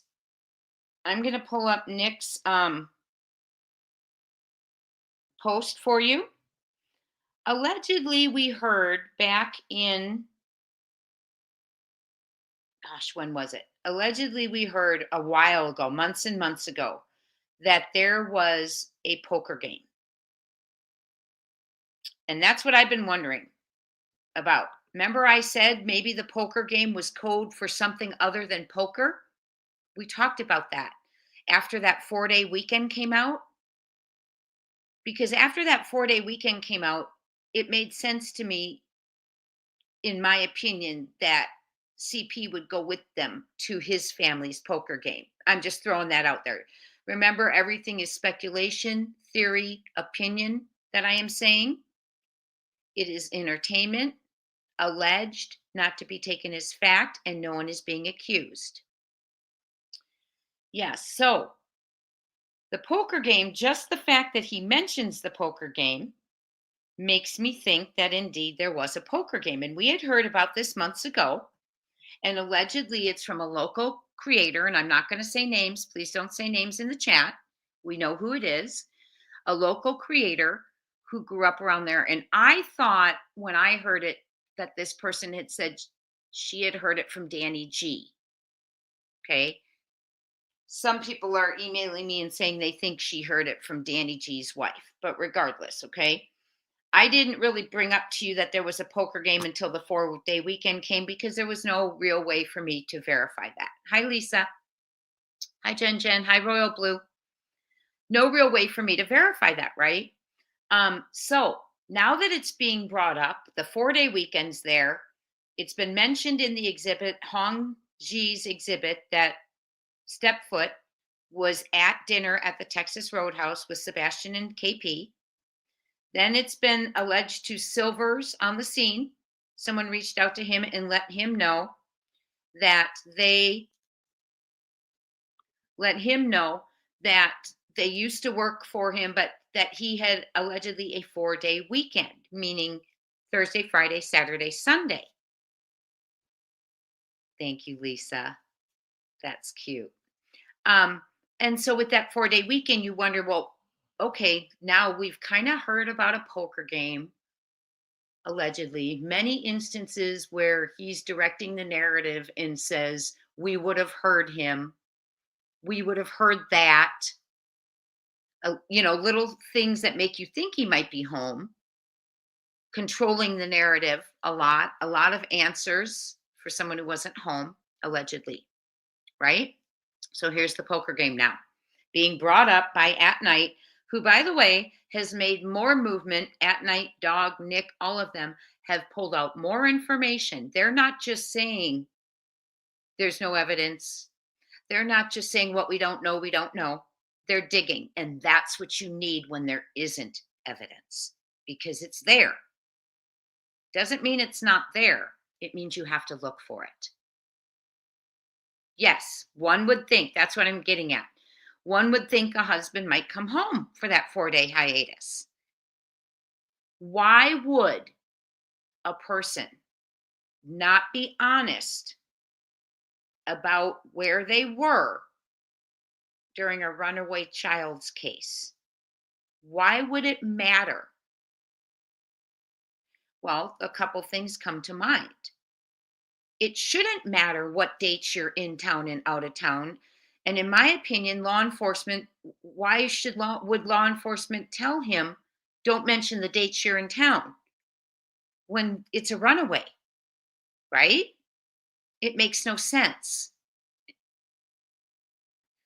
Okay. So in my opinion, because there's shadiness there, Catherine, I like the way you put that. We read each other's minds. Because there's shadiness there, in my opinion, with an alibi, that should have been looked at. Okay. Now, they have the verification of Seth Rogers' alibi. Have they gone to get the verification of CP's? Of course not, Robin. I agree with you. Okay. So we're going to get to the poker game and the hints in a second. Eric Craddock is going on the initial statement that they made since things have changed. I believe the marshals need to get involved with this case, in my opinion. Conflict of interest. In my opinion as well. And here's the thing that bothers me is not a thing about Sebastian.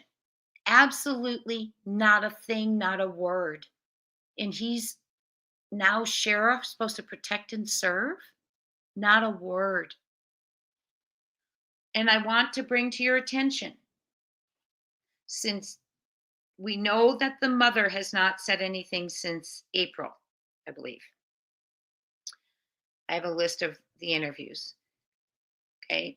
And we know that in the very beginning that the father, I have a video with notes and everything on that whole work van thing, because we need to talk about that. Absolutely. I need to make note of that. That needs to be on our live tonight. We're going to go live again tonight.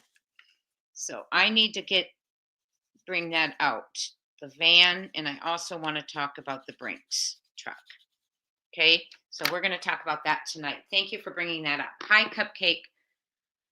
So we had some very verbose individuals in the beginning. We had people who were loud, and anytime something was said, were loud and verbose and crass about defending themselves, allegedly, in my opinion. Then, suddenly, we have an exhibit that says he was at dinner, Stepfoot was at dinner, okay? And the thing that's so alarming about that, and someone close to the case spoke to me about this as well. Just alarming that he didn't come out to defend himself, allegedly. Well, he didn't, in my opinion. In my opinion, it's alarming. Okay, and I agree with the person close to the case who said that. They were shocked. Then you have the sighting in Oregon that came out. Thank you, Ginger Girl. You're amazing. Then you have the sighting in Oregon that came out. Remember, I had received the records request, and this is going to be a little bit of a longer one. We're going to go over a couple of hours because I wanted to do Susan Smith, but we have a lot to cover with Sebastian too, because there is something I want you to hear also and see a couple clips of. So the silence. Nothing about the sighting in Oregon. Normally, if we look back at the first 6 months when no one was really digging for evidence, in my opinion, there was confidence, in my opinion, because of alleged relationships, allegedly, in my opinion. Hi, Sandy. I sent you an email because you had emailed me, and in my response, I let you know I was going live. So good to see you. Yes, their silence is. And so nothing, right? Absolutely nothing. Then we have a statement stating, so nothing after the dinner, nothing after the Oregon sighting, nothing after the RICO from him. Stepfoot. Okay. No calling and cussing out, allegedly. We did get something from Stepfoot.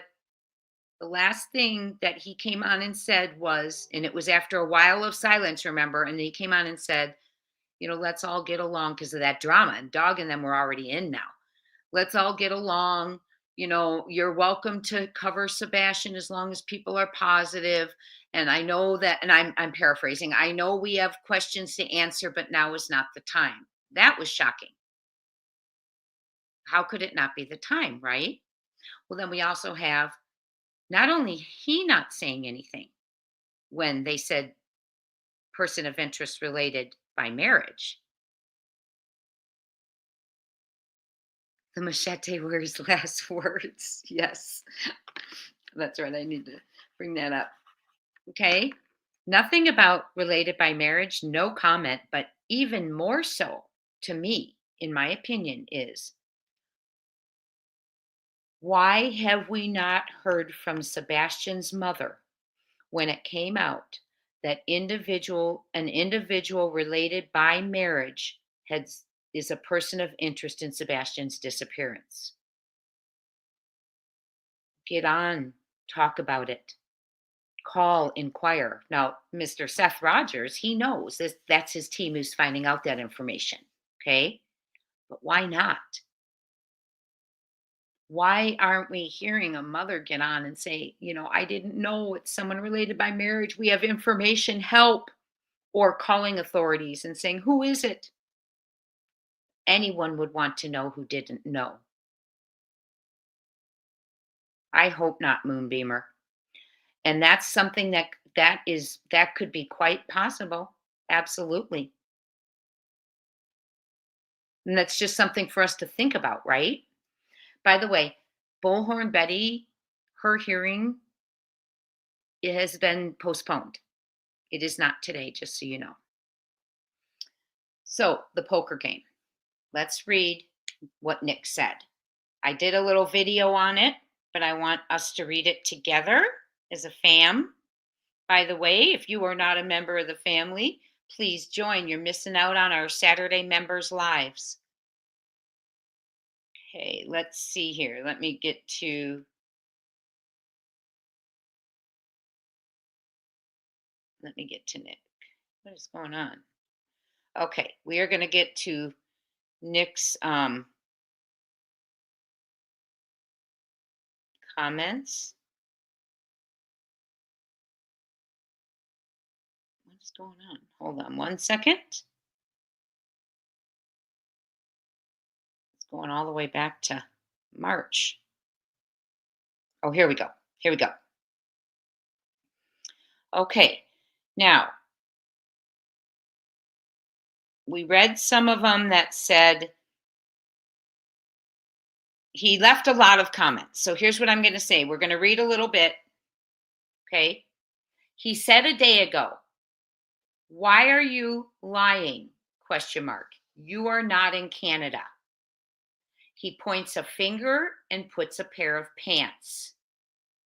Okay.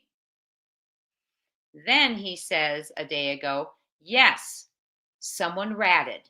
It was only a matter of time. Keep up the great work. Justice for Sebastian. Okay. Then Nick puts, oh, that was a reply to Nick. Then Nick puts this. A red heart, red diamond, black club, a card with the jack, pair of jeans, a tree, looks like a Christmas tree, but it's not decorated, a pine tree, a tree, a woman running, an emoji with bubbles all over their face, and then a rat, and then pointing. And then the finger pointing. Okay. He says, and if you guys get these clues, please let us know. Okay. The same person, oh, he says a day ago, that poker table tells all. So right there it tells me there's no spade. Good thinking, Jen Benners. That's why we're doing this. Okay. So that tells me that there was a poker game or in a code for a poker game, in my opinion. That poker game tells all, he said. What else was on the line at that game? And he puts club, black club, red diamond, red heart, and a jack. Again, you're right, no spade. Okay. One day later. Okay. Then, so this is all yesterday. He's writing this. Then he comes out and says, the same person who lost the poker game miraculously planted and later found the purported pants. That table tells all. And then he put he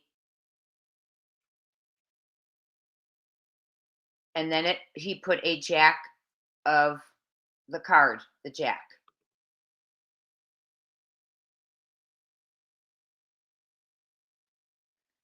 Okay, so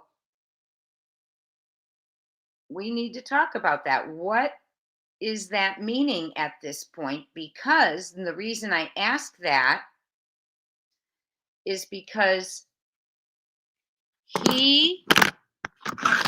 on, I'm sorry. He's verifying to us, in my opinion, that there was a poker game. The thing that I had heard about,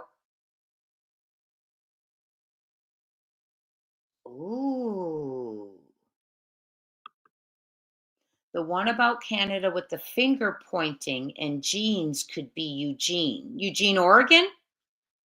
Is there a Eugene, Canada? Oh. Good thinking, Cherokee 1971.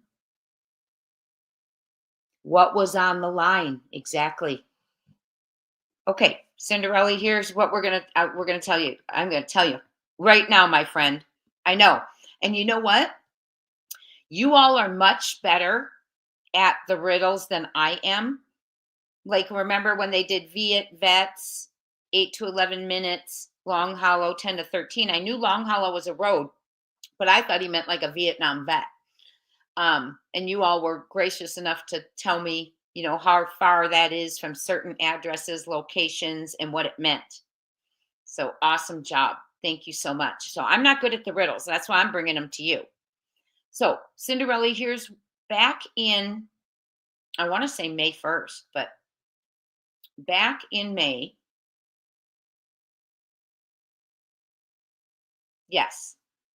Back in May, there was a content creator that is a local out there that found I think it was around May 1st, I don't know, that found a pair of pants. that found a pair of pants, okay, and called it in. And they turned out they were black with a white stripe. They turned out deemed not to be related to Sebastian. Okay. Now, this same content creator, and I'm not saying anything about her. She's been boots on the ground. I am just relaying information. She has been boots on the ground looking for Sebastian. I'm just relaying information. Hi, Misty. Thank you for being back.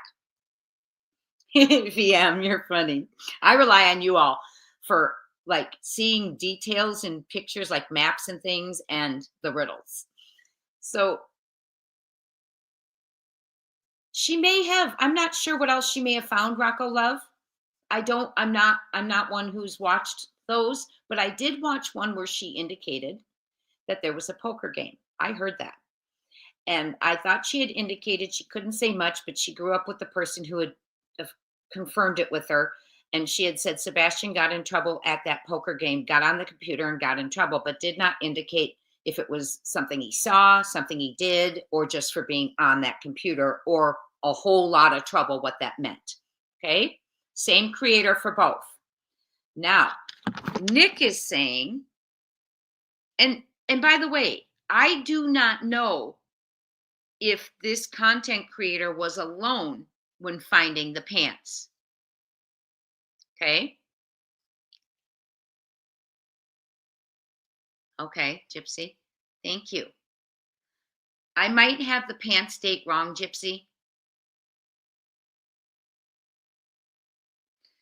So that's just what we know about the poker game. I mean, honest to goodness, that's just what we're hearing about the poker game.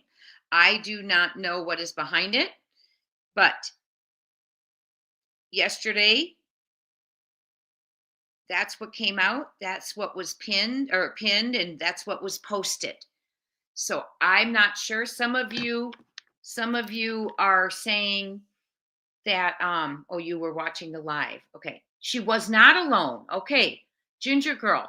So that's what we need to clarify, is because I'm wondering if people are, thinking it's her, but it could be they're referring to someone who is next to her or was with her.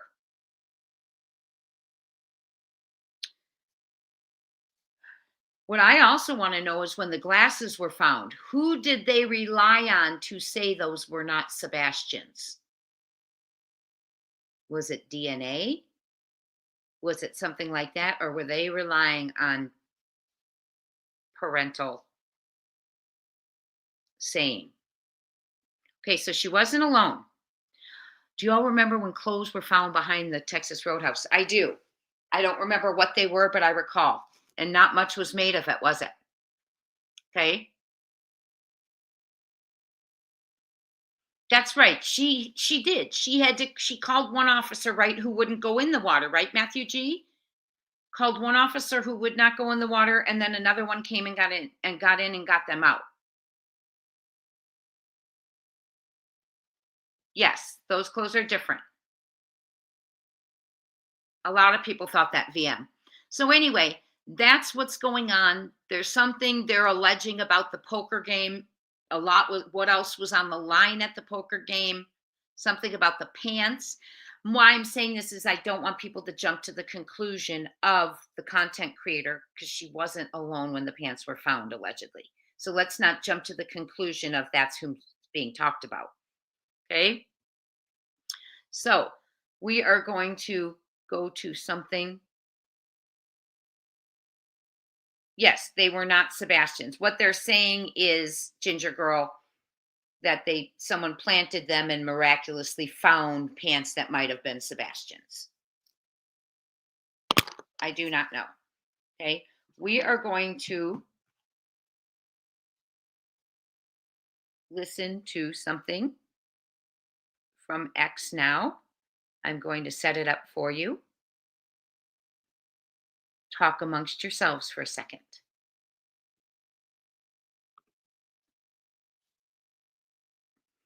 I didn't have all the Sebastian stuff ready because I was ready for Susan Smith, but I want to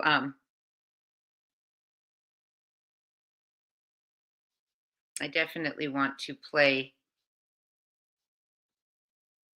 the update from the possible sighting. People thought they had seen Sebastian at a motel.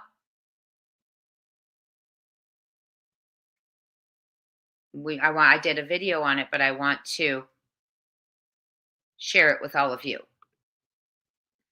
So there was people are looking for Sebastian, saying things, speaking up a little bit. Okay. Yes, we're going to talk about that too. You know, how do they get out? But I also want to talk about something else too. So, but this right now, what I want to do is I want to share this with you. This is about the alleged sighting of a child that someone thought was Sebastian. I find it important because it was rapid response. And that means people's ears and eyes are open and people are looking for this young man. Okay, I'm going to play the dispatch call first. I'm going to mute myself.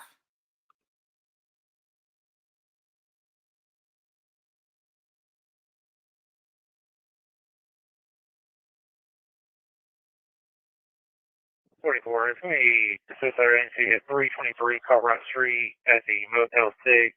Caller advised they have possibly seen Sebastian Rogers on the second floor of the building. Advised someone was with him and they rushed a teenage boy into the room. 14, Thermite Boys, can you repeat? I've got 44 dispatch. 50 to Central. I'm Zone 2, but is that in Goodlettsville or Millersville City? 14, you want me to start in that way? Yes, please. It's in Phillipsville. Maybe Steve Phillipsville's better unit. Roger, thank you. Did you go with it? So, Advised they were last seen going into room 112. 10-4, so they supposedly saw him, took a picture, and then left the scene and called it in? Central 50, that's a negative. Caller advised she is an investigator. She has 2 PIs on scene. They are the ones taking a picture.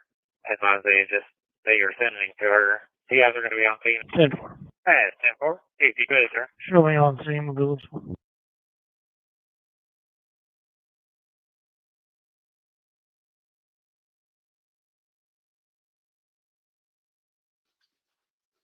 Okay, so I'm going to read to you what At Night said about what went behind that tip, that call, and searching to see if it was Sebastian, which it was not. It turned out not to be Sebastian.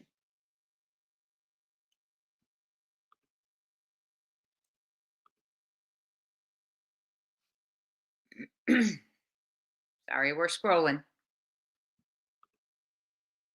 We're scrolling. Hold on.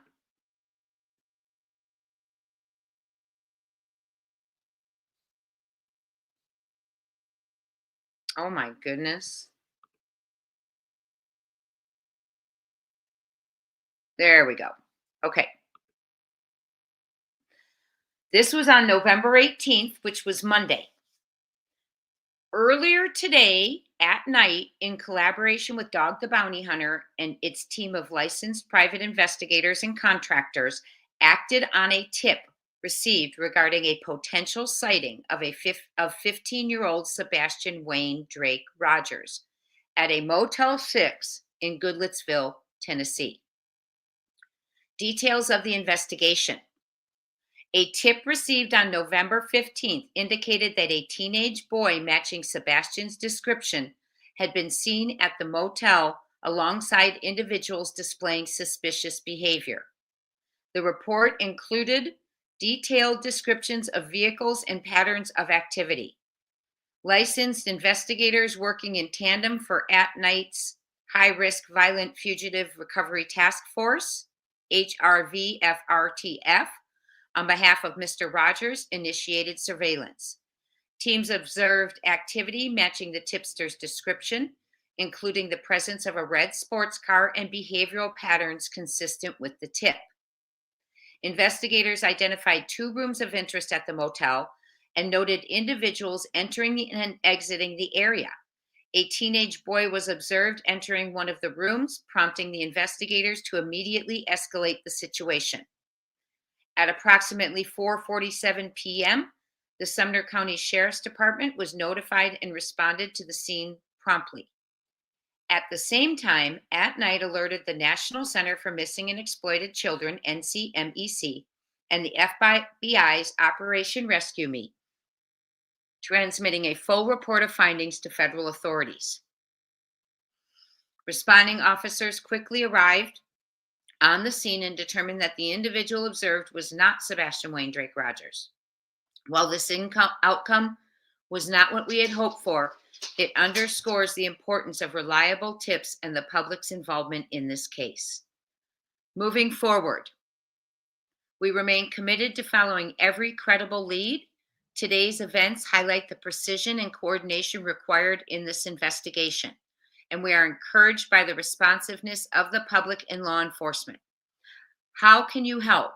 If you have any information regarding Sebastian's whereabouts, please come forward. Even the smallest detail could make a difference. Call Sumner County Sheriff's Office, 615-451-3838, TBI, 1-800-TBI-FIND, or tips to TBI at tbi.tn.gov. Your local FBI office at tips.fbi.gov, or the nearest American embassy or consulate. Remember, this has become an international search. Entries into Canada are being watched. There is a One World high alert. They are watching hotels, motels, bus stations, all of it for Sebastian Wayne Drake Rogers. Alternatively, you may call Dog the Bounty Hunter, 833-TELL-DOG. At night, 844-922-3236, or text 332-252-3636, and email mostwanted@manhunts.one, and they get back to you right away. The manhunts.one does. We remain steadfast in our efforts and will continue to investigate every tip we receive. No tip is too small, and every piece of information is treated with urgency and importance. The speed at which today's lead was investigated reflects our dedication to this search and the critical role of public involvement. The search for Sebastian Wayne Drake Rogers is ongoing, and we are grateful for the continued vigilance and support of the public. Every tip brings us closer to the answers we need. Together, we will find Sebastian. Yes, we will. Now, one of you said you were up close in that area by Clinton. What to look for? Anyone suspicious? Anyone who you related to Sebastian that you recognize? Because remember, someone related by Sebastian by marriage is involved. Also, Sebastian, different color hair, maybe no glasses. And yes, the black framed glasses cupcake is what gets to me too, which is why I keep asking, how did they determine those were not Sebastian's? Was it the moms recognizing them, identifying them, the father identifying them, the stepfather, or did they take further steps to ensure they were not Sebastian's?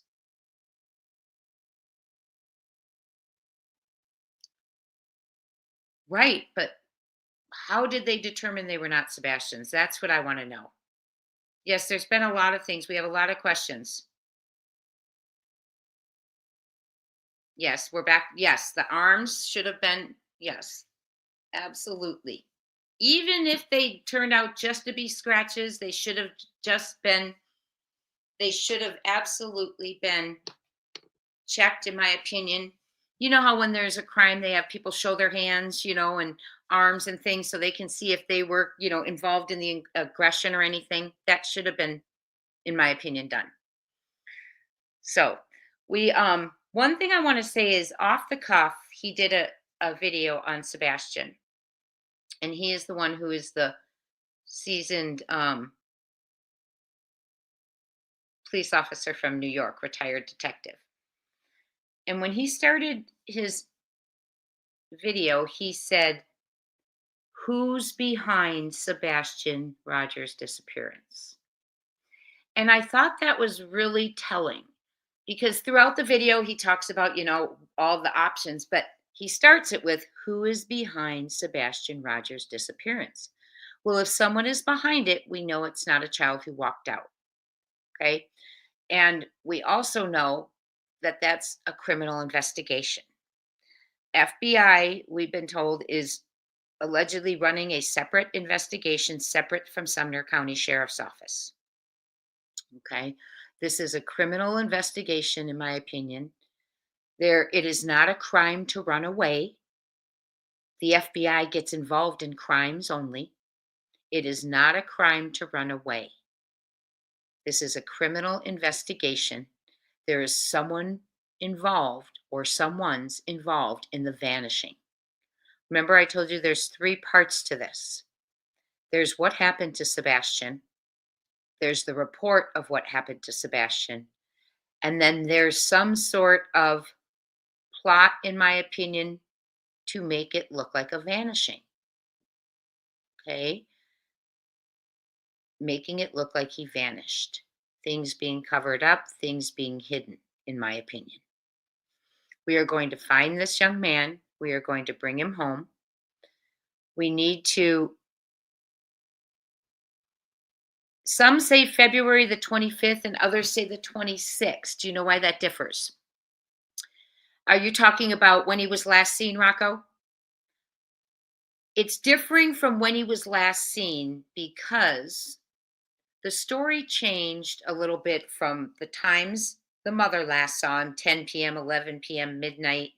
But then also it took us to his last proof of life where he was seen from someone other than the mother in that home is on February 25th. Okay. And if originally she said the last time she saw him was at 10 p.m. So that was February 25th when he was last seen. But then it changed to midnight. So one thing we have to remember is the truth doesn't change. So that puts us on high alert, red flag, right? When we can't get a timeline, when noises are introduced days, weeks into it, when noises become thuds. Okay. So this police officer said, who is behind it? And that makes me think that yet another expert does not believe this child walked out on his own. And then we have so many others who do not believe he walked out on his own. There's no sightings of him. There's no footage. But it has been a lot of movement, a lot of clues. The spittlebag, let's see here. The locations they're giving are roads around his area. The timestamps are also match times from Gallatin to Gallatin, and also a crossing point. In my opinion, allegedly, if CP&K.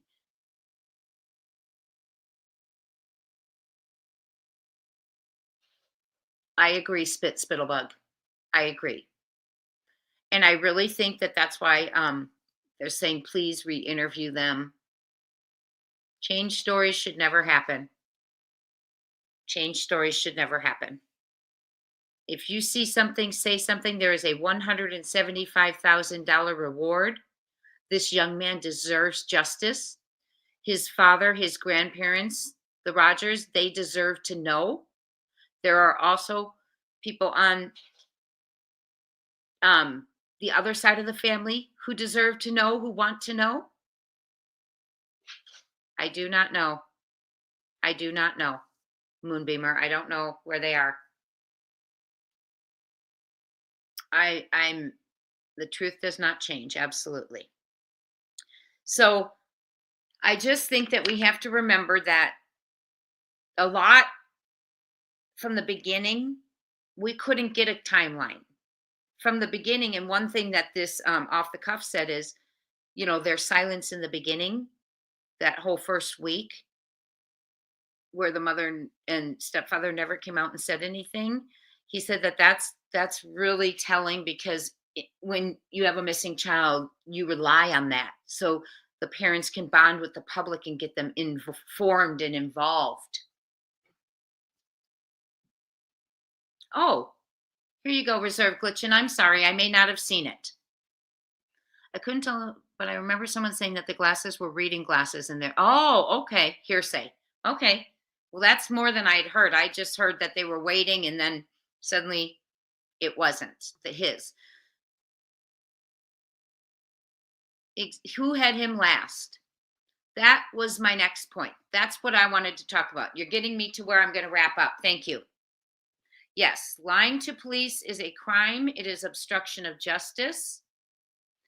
Absolutely.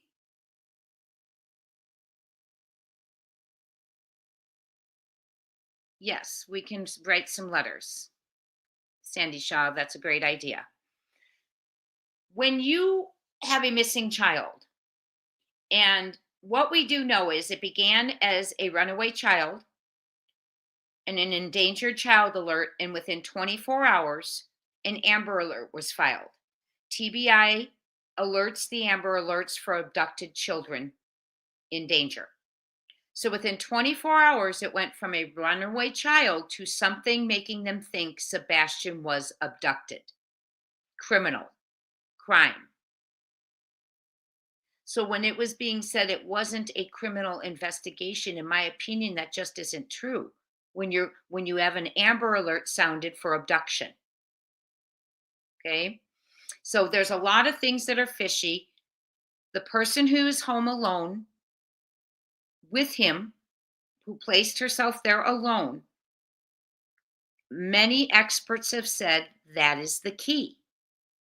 And it has to be the key, in my opinion. The dogs were penned, which normally does not occur. Remember the basic law of normal that we studied twice on those videos. When people have normal patterns and they do not do the normal, that is evidence in court without having to be witnessed. If you break your normal patterns. Okay?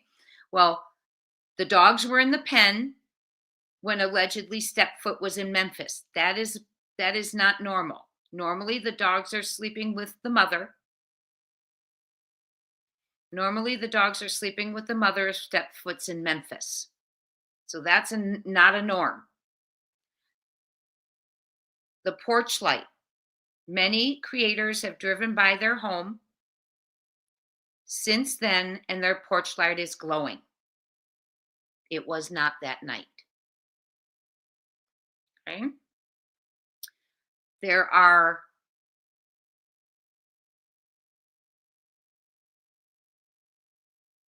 no, but I do want to know, hold on. Things such as the Fun Day Sunday. When you have a child with autism, they have to rely on routines. If their routines are off, you start to see different moods revealed. It might be overexcitement. They might get crabby. They may be unable to regulate themselves. Stimuli may become more sensitive to stimuli. Okay? So was that the case? Was he wound up from lack of routine that day? I mean, think of the things they did.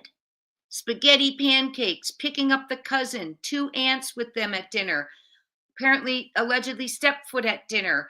There's BJ's. They went to the bowling alley to play arcade games. They went to buy snacks at the grocery store. There was so much. And then so little said.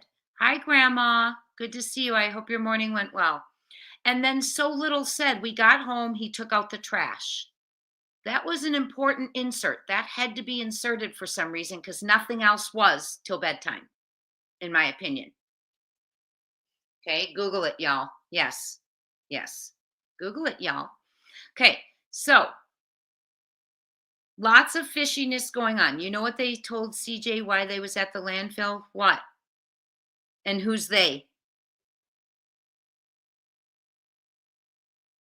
So there's a lot of reasons, in my opinion. The mother was the last to be seen.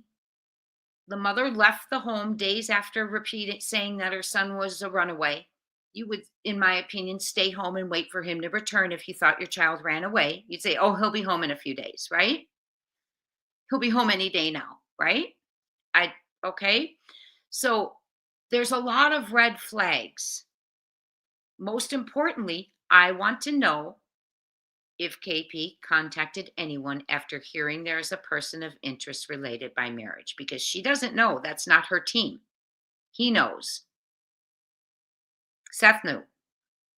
So I'm wondering, was there a call? Was there an inquiry? I just woke up your son's Google system. Oh, that's cute. So that's where we're at right now. A lot of things that we have to ask ourselves, and how can you leave the home? How can you leave the home when there is no scent of Sebastian verified?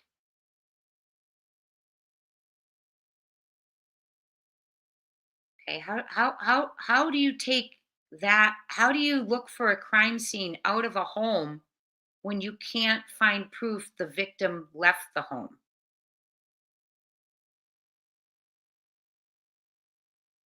Was the garage swabbed for DNA?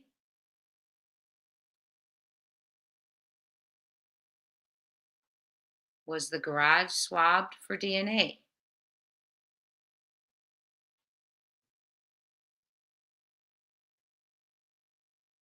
Yes, absolutely, Sandy.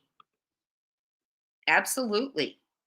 Elijah Vu's mother, she was put behind bars for neglect. Oakley Carlson's parents picked up for put behind bars for neglect of other children and different things. Oh, what's her name? Evelyn Boswell's mother. She's being charged with several charges of obstruction.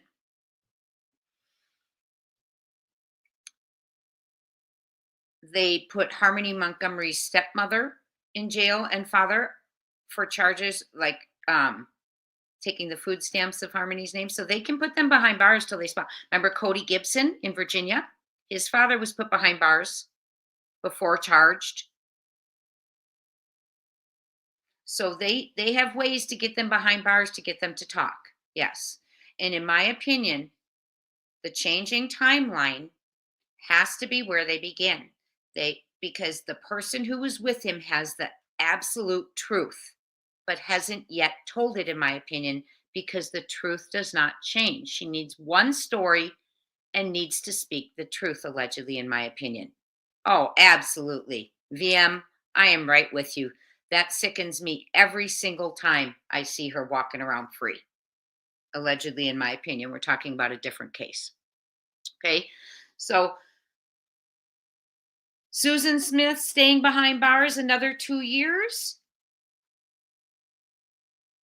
Sebastian Rogers, there was a thought to be a sighting, was not him, but the response was quick. The tip was followed immediately. That's what we need. Everyone's eyes and ears open, seeing something, saying something, even if it turns out not to be. Because what if the lady who spotted the people in Oregon had not gone into the police station in June when she saw him on TV and realized who she had seen? The Stepfoots, allegedly. Okay? So what if she had said, oh, that was 2 months ago, and talked herself out of it? But indeed, guess what? It turned out to be a verified sighting, lead. Okay, there are 2 connections in Oregon. So don't talk yourselves out of it. Say something. If you see something, say something. If you heard something, say something. If you know something, say something. Yes, CP is related by marriage. Correct. As is his family. Correct. So we don't know right now what's going to happen. I was hoping there would be some people brought in light of the discoveries that have come out, the infiltrations into systems. That's fraud. That's illegal. Okay. So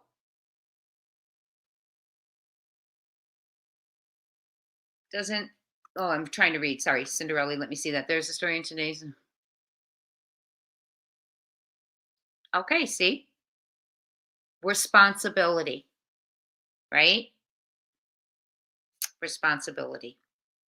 No scent from a barefoot child. Remember that. No scent from a barefoot child. And by the way, what I have learned What I have learned is that the dog that jumped into the pond was not a scent dog. It was a tracker dog that tracks trails, the freshest trail, not confirming that it was Sebastian. Whoever was the last person who left the house and walked to the pond, the freshest trail. Didn't indicate that it was only one person. It could have been a few. We don't know. But that dog was not a scent dog. It was not a trail dog. It was a tracker. Okay. And they tracked not scent, but like a disturbed trail. So, and we're going to cover that tonight. We do. We gather facts for sure. Yes, we do. Thank you, Ginger Girl, for posting that. Welcome to the family, everyone. Don't forget.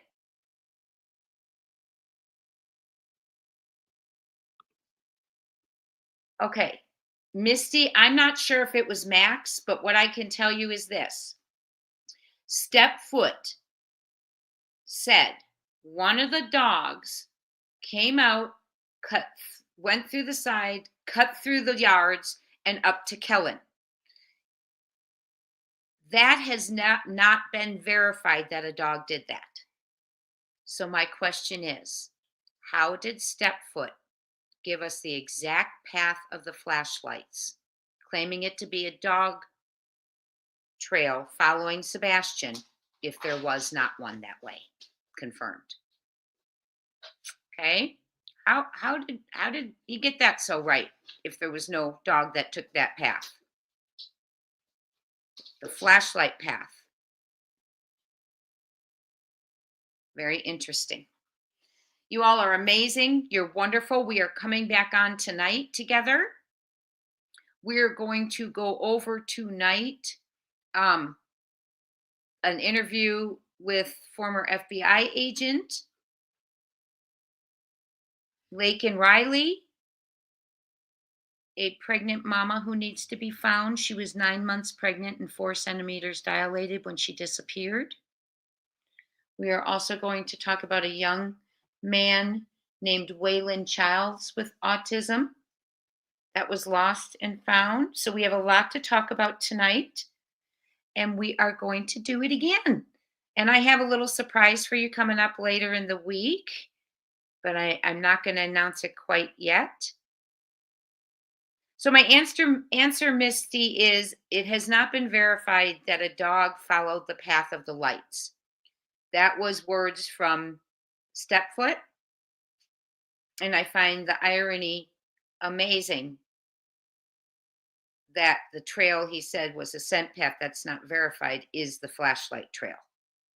And we know it's not a trash truck because trash trucks do not start running till 6 a.m. there. I put that in a video a few weeks ago. And also, was there any footage of anyone else having a trash truck behind their home? Picking up their trash behind their home. Trash trucks don't go behind the home. And if they're saying it was a trash truck, did the trash truck go diagonally through the backyards, over into the ditch, over the ditch, and through the backyards up to Kellen? Why would a trash truck go four-wheeling through the back and side yards? It makes no sense.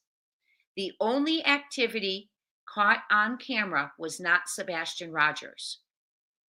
There was nothing, no scent, no evidence, no footage.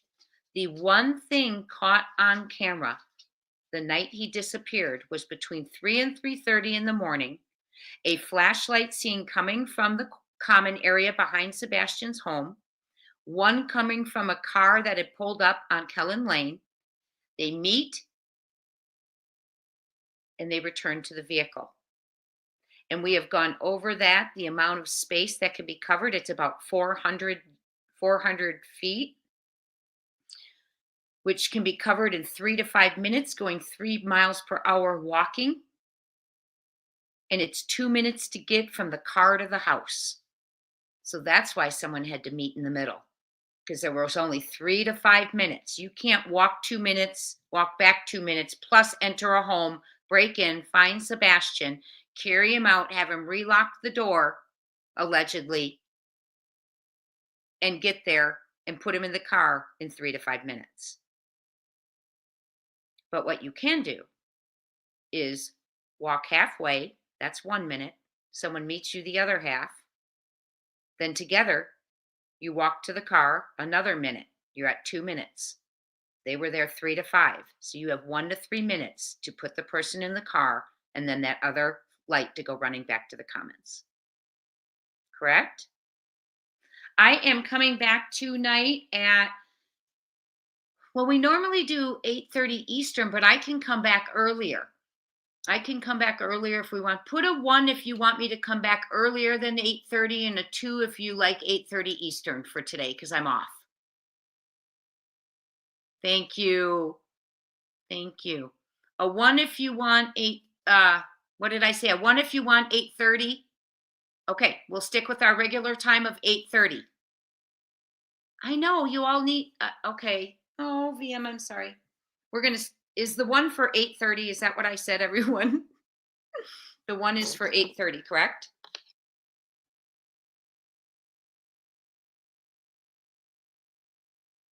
Okay. Well, let's see. I'm just seeing we've got a lot of 2s and 1s both. So let me see. Grandma, did I say 1 was for 8:30? 1, 2, 3, 4, 5, 6, 7, 8. It looks like the 1:30 is winning. Okay. So I will see you at 8:30 Eastern time. And we will have another live together. Welcome to the family, all my new members. If you're a new viewer, thank you for being here. Everyone, please hit the like before you leave. And if you're not a subscriber, hit that subscribe button if you've enjoyed yourself. Prayers up for Sebastian. Justice was served for Michael and Alexander Smith. Their mother will be behind bars, continue to be behind bars until 2 more years where she has a chance at parole again. I will see you at 8:30 p.m. Thank you all for being here. I look forward to seeing you again. I hope so, Rocco. I hope they're getting their act together.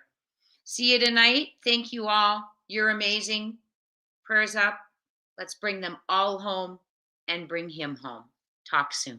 Thank you, mods. Thank you, members. Thank you, viewers. Thank you, subscribers. Good to have you all. See you this evening.